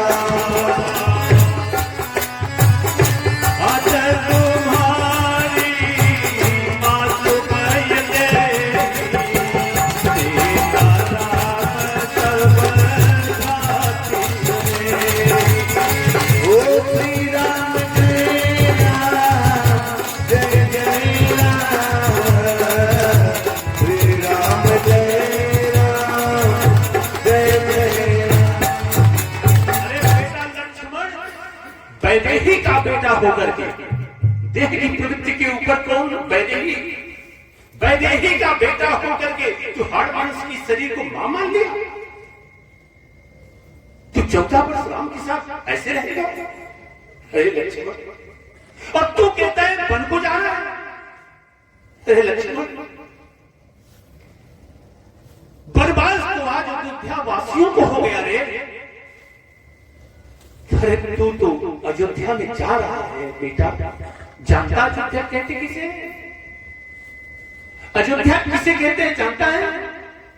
लक्ष्मण जी मां की बात को सुनकर के हाथ जोड़ लिए। सुमित्रा अम्बा ने कहा बेटा हरे अवध हरे राम निवास तहई दिवस जह भानु प्रकाशो तहई दिवस जह भानु प्रकाशो श्री राम जय राम जय राम श्री राम जय राम जय राम श्री राम जय राम जय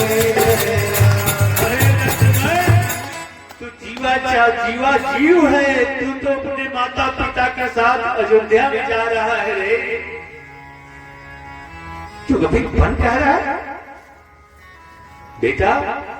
आज बन तो अयोध्या वासियों को हो, जिसके जीवन से राम सीता दोनों छाए हों।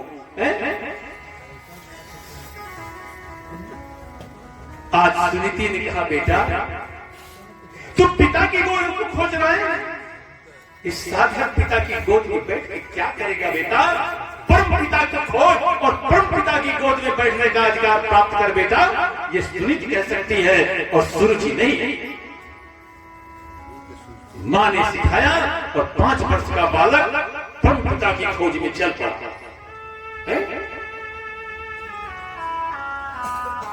सामने से नारद जी महाराज श्रीमन नारायण नारायण नारायण श्रीमन नारायण नारायण नारायण नारायण श्रीमन नारायण नारायण नारायण नारायण नारायण नारायण श्रीमन नारायण नारायण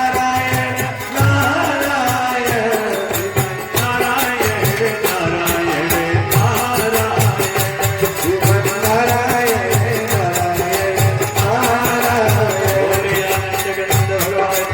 जय नारायण का कीर्तन करते हुए सामने खड़े बेटा कहां जा रहे हैं? घनघोर जंगल है, देख नहीं रहे? अकेले चले जा रहे?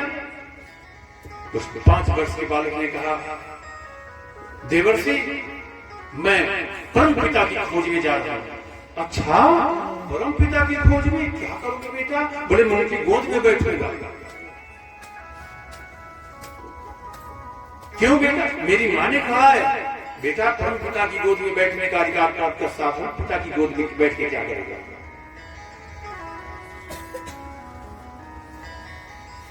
सारी बात बताई। नारद का बेटा अभी तुम्हारे खेलने खाने के दिन है। माता पिता अगर क्रोध में कुछ कह देते हैं तो बुरा नहीं मानते बेटा। बड़ा लंबा जीवन है, क्रोध को थूक दो बेटा। तपस्या बड़ा कठिन है, घनघोर जंगल, अभी तुम्हारी कच्ची उम्र बेटा। लेकिन बालक ने कहा देवर्षि मैं वापस नहीं जाने वाला। नारद जी ने देख लिया बालक जो है दृढ़ निश्चयी है, तो उन्होंने कहा बेटा तो फिर मंत्र भी बता दे रहा हूं। ओम नमो भगवते वासुदेवाय 12 अक्षर मंत्र का ज्ञान दिया और इसकी विधि बताई और आशीर्वाद दिया और चल आए उत्तानपाद के पास। उत्तानपाद मुंह लटकाए बैठे थे। देवर्षि को देखकर नारद जी को देखकर के उन्होंने प्रणाम किया। नारद जी ने कहा राजन आप चिंतित मत होइए, आपका बेटा जो है जस फैलाएगा। वो बड़ा दृढ़ निश्चयी बालक है, तपस्या उसकी पूर्ण होगी, वो सफलता प्राप्त करेगा। इधर 5 ध्रुव जी महाराज घनघोर जंगल में चले गए और नारद जी ने जैसे जैसे विधि विधान बताया था उस तरह से भगवान की आराधना करने लगे। ओम नमो भगवते वासुदेवाय, ओम नमो भगवते वासुदेवाय।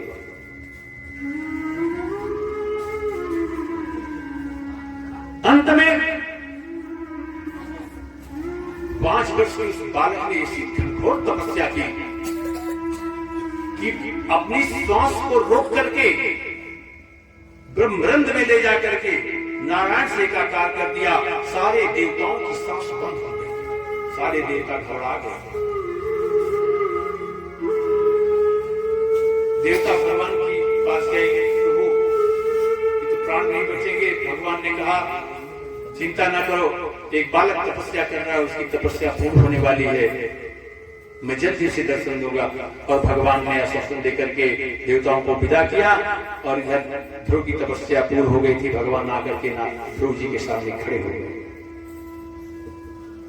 खड़े तो हो गए भगवान। ध्रुव ने देखा कि तो नारायण का आगमन हो गया, लेकिन अब करे क्या? 5 वर्ष का बालक, कुछ ज्ञान तो था नहीं। भगवान आएंगे तो क्या करेंगे? उनकी आओ भगत सत्कार पूजा पाठ कैसे करूंगा? तो हाथ जोड़ करके खाली नेत्र से आंसू बह रहा था। क्या करेंगे? कुछ ज्ञान नहीं था। भगवान सब समझ गए। शंख चक्र पद्मगदा सब शंख वाला हाथ जो था ऐसे ही छाया और नारद जी के ध्रुव जी के गाल को ऐसे छू दिया। और भगवान जिसको ऐसे छू देते हैं ना, तो क्या कहते हैं? मानो जिह्वा पे सरस्वती बिठा देते हैं। सायरदार नारी सम स्वामी राम सूत्र धरयंत जही पर कृपा करई जन जानी कभी उरे अजीर न चावे। भगवान जिस पर कृपा करते हैं ना, उसकी जीवा पर सरस्वती बिठा देते हैं। सरस्वती नृत्य करने लगती है। भगवान ने जैसे स्पर्श किया, मानो जीवा पर सरस्वती बैठ गई है। बड़ी भावभीनी स्तुति किए ध्रुव जी महाराज। और भगवान ने प्रसन्न होकर के कहा, बेटा तू मांग, तुझे क्या चाहिए? मैं तुझे वो पद देने जा रहा हूं जो आज तक न किसी को मिला है, न भविष्य में तीनों लोगों में किसी को पद मिलेगा। और बेटा तुम वापस जाओ और यहाँ पर तुम बहुत दिनों तक राज करोगे और राज करके तुम सीधे अपने इतने ऊंचे पद पर तुम विराजमान होगे कि उस पद पर आज तक कोई नहीं बैठ पाया। बोलिए आनंद कंद भगवान की जय। आश्वासन देकर के भेजते हैं।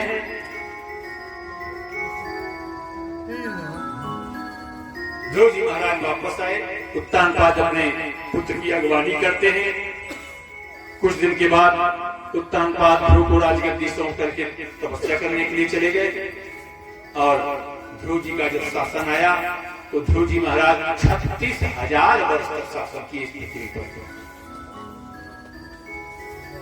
36,000 वर्ष तक इस धरा पर शासन करने के बाद एक बार इनके भाई जो उत्तम कुमार था, सुरुचि का बेटा, यक्षों ने वध कर दिया उत्तम कुमार का। तो भाई का बदला लेने के लिए उत्तर दिशा में यक्षों के नगर पर आक्रमण किया।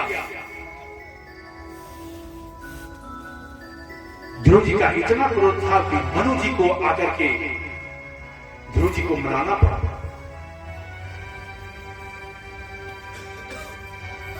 36,000 वर्ष धरा पर शासन करने के बाद जब इनका मृत्यु का समय आया तो मृत्यु आई हाथ जोड़ करके खड़ी हो गई इनके सामने।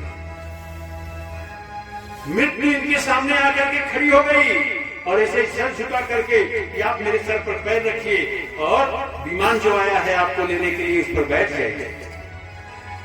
ऐसा दिव्य जीवन था ध्रुव जी महाराज का। ध्रुव जी मृत्यु के सर पर पैर रखे और विमान पर चढ़ गए। लेकिन जैसे ही विमान चलने के लिए तैयार हुआ उसी समय रोने लगे। भगवान के पार्षदों ने पूछा, ध्रुव जी आप जिस लोक को जा रहे हैं उस लोक पर आज तक कोई नहीं गए और आप रो रहे हैं। ध्रुव जी ने कहा, मुझे मेरी मां की याद आ रही है। मैं तो जा रहा हूं लेकिन मेरी मां जिसने मुझे इस काबिल बनाया था, इस योग्य बनाया था। तब भगवान के पार्षदों ने कहा, देखो ध्रुव जी सामने सबसे पहले तुम्हारी माता जी को विमान पर दूसरा विमान है वो उस पर जा रहे हैं। बोलिए आनंद कंद भगवान की जय। इस तरह से ध्रुव जी का शासन चला। इसके बाद राजा बेन की कथा आती है। इन्हीं मनुपुत्रों में आगे चल करके एक राजा हुए जिनका नाम था राजा बेन। बड़ा आतताई था। ब्राह्मणों ने श्राप लेकर के मत दिया, इसके बाद उसके अंग को मथा गया तो पृथु राजा पृथु का आविर्भाव हुआ। राजा पृथु प्रकट हुए। पृथु बड़े धर्मात्मा राजा थे। सारे धरती का दोहन बीजों का वही किया था उन्होंने। पृथु जी महाराज 100 अश्वमेघ यज्ञ का निर्णय लिए, 99 अश्वमेघ यज्ञ किए। 100वें अश्वमेघ यज्ञ जब कर रहे थे तो इंद्र ने इनका घोड़ा चुरा लिया। बड़ी खोजबीन हुई लेकिन घोड़ा मिला नहीं। पृथ्वी जी को लगा कि 100वें अश्वमेघ यज्ञ नहीं हो पाएगा। पुत्रों ने कहा पिताजी आप यज्ञ प्रारंभ रखिए, घोड़ा हम खोजेंगे। और जानते हैं 100 अश्वमेघ यज्ञ करने का क्या फल होता है? 100 अश्वमेघ जो यज्ञ कर लेता है वही स्वर्ग का इंद्र बनता है। पृथ्वी जी महाराज 100 अश्वमेघ यज्ञ कर रहे थे, घोड़ा चुरा लिया गया। पुत्रों ने पता लगाया और पता लगा लिया कि इंद्र ने घोड़ा चुराया है। आया पिताजी का, पिताजी आप सेना दीजिए, हम स्वर्ग पर चढ़ाई करेंगे, इंद्र से युद्ध करेंगे, घोड़ा उसी ने चुराया है। पृथ्वी को जब पता लगा कि इंद्र ने घोड़ा चुराया है तो पृथ्वी जी ने कहा कि अब मैं यज्ञ नहीं करूंगा। क्यों पिताजी? 100वें यज्ञ क्यों नहीं करेंगे? उन्होंने कहा जब 100वें यज्ञ कर करके जो इंद्र बना है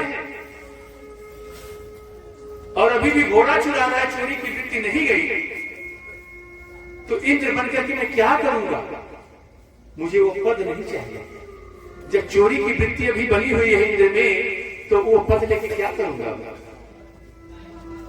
ऐसे धर्मात्मा राजा थे पृथ्वी जी महाराज। पृथ्वी महाराज की तपस्या पर भगवान प्रसन्न होकर के आशीर्वाद देने के लिए आए।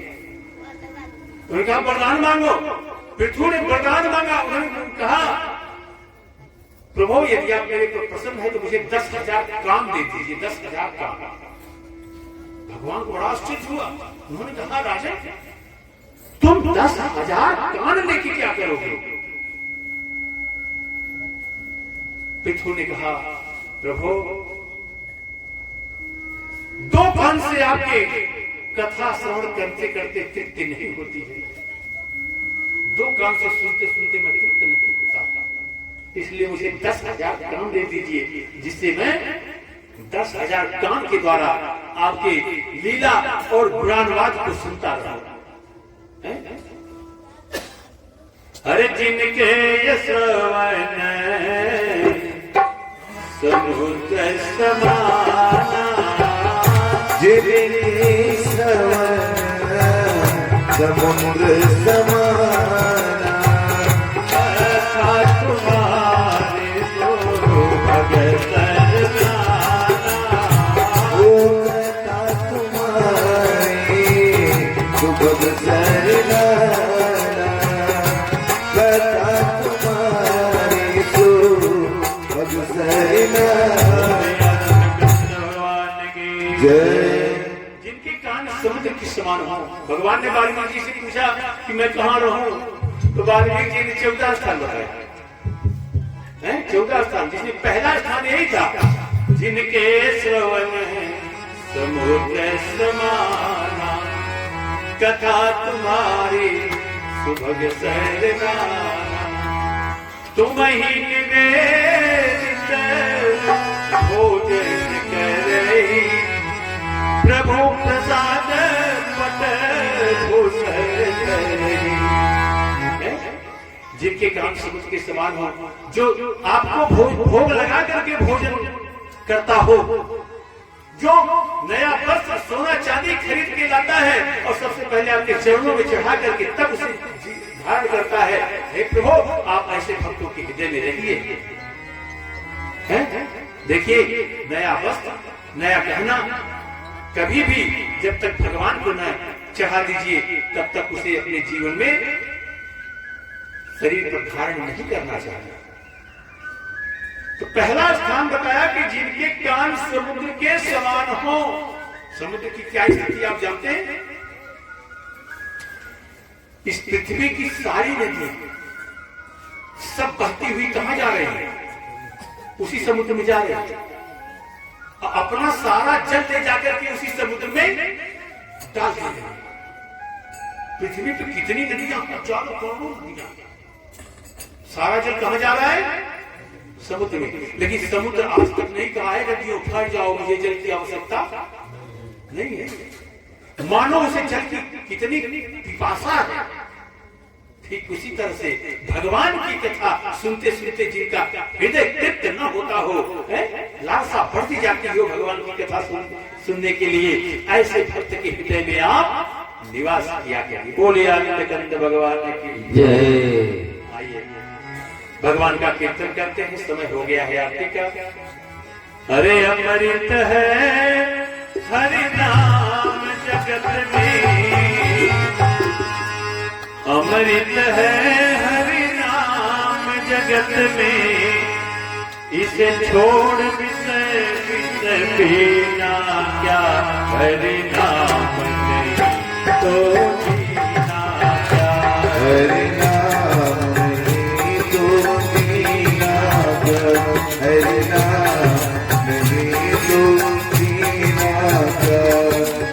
अमृत है हरि नाम जगत में, अमृत है हरि नाम जगत में, इसे छोड़ विषय विषय पीना क्या, हरि नाम नहीं तो जीना क्या, हरि नाम नहीं तो जीना क्या।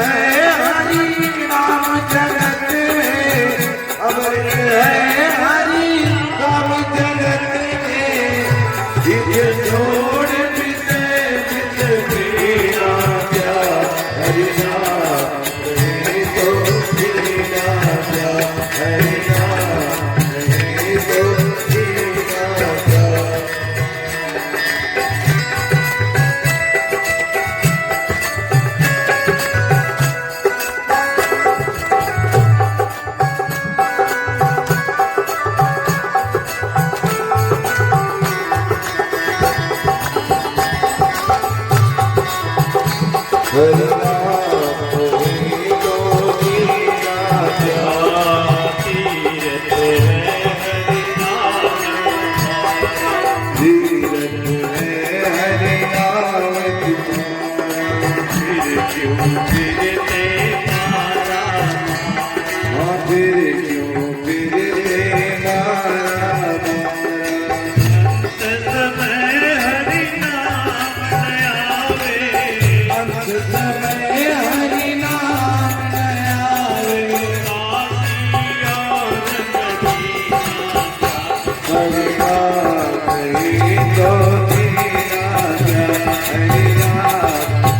तो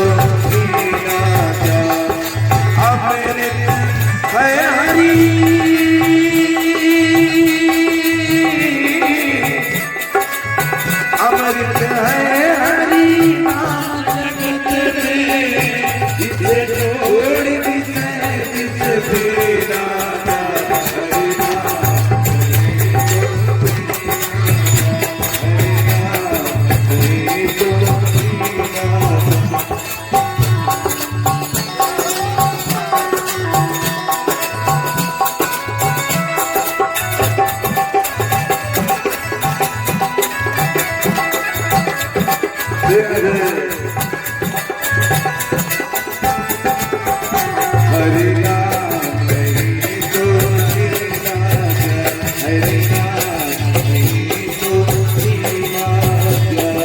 भूषण से सब अंग सजावे, भूषण से सब अंग सजाए, रसना में हरि नाम आवे।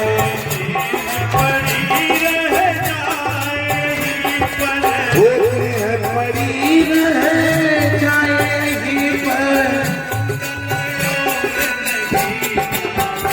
हरि नाम नहीं तो जीना क्या, हरि नाम नहीं तो जीना क्या।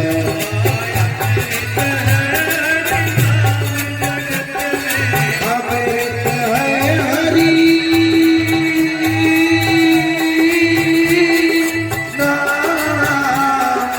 अमृत है हरि नाम जगत में, इसे छोड़ के जगते हरि नाम नहीं तो जीना क्या, हरि नाम नहीं तो जीना क्या, हरि नाम नहीं तो जीना क्या, हरि नाम नहीं तो जीना क्या, हरि नाम नहीं तो जीना क्या, हरि नाम नहीं तो। जय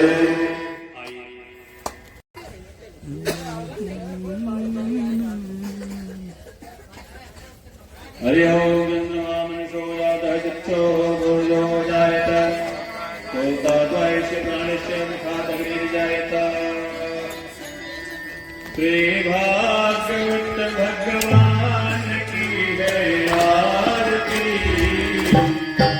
पापियों को पाप से है श्री भागवत भगवान की है आरती, पापियों को पाप से है तारती। श्री भागवत भगवान की है आरती, पापियों को पाप से है तारती। श्री भागवत भगवान की है आरती, पापियों को पाप से है तारती।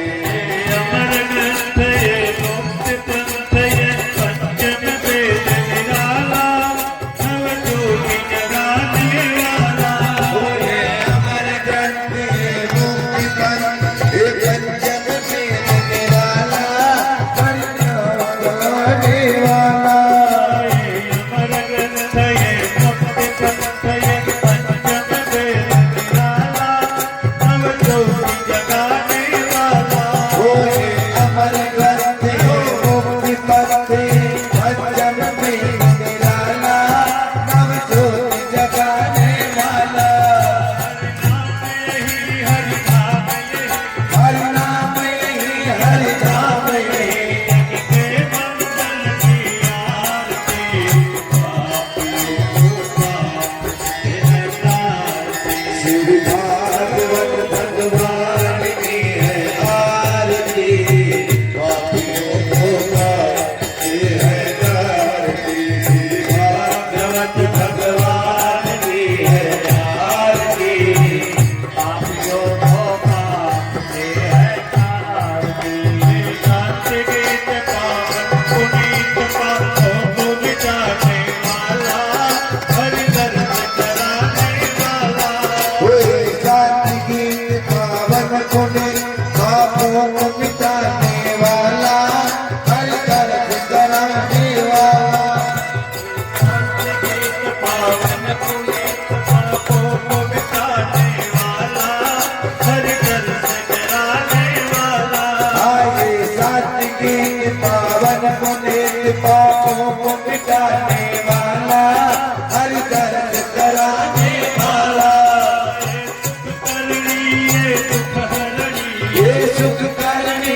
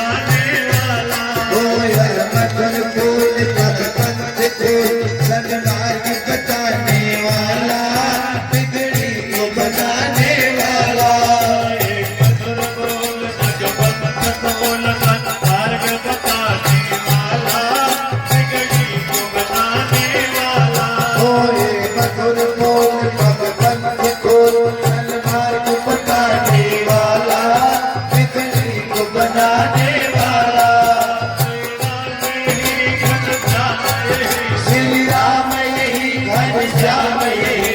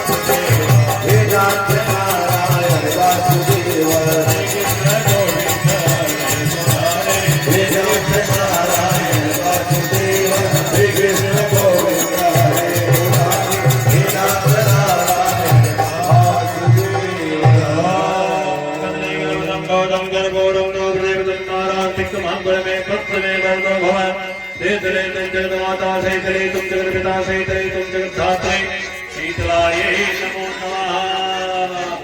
मंत्र पुष्पांजलि समर्पयामि। बोले चंकी नारायण भगवान की जय, भगवान की जय, भगवान की जय, चारों धाम की जय, भगवान की जय, संत समाज की जय, अपने माता पिता की जय, अपने गुरु गोविंद की जय, भाग लेने वालों की जय, ग्राम वासियों की जय, क्षेत्र वासियों की जय, आनंद की जय, सनातन धर्म की जय, सनातन धर्म की जय, संतान करपात्री जी महाराज की जय। ओम पार्वती पते।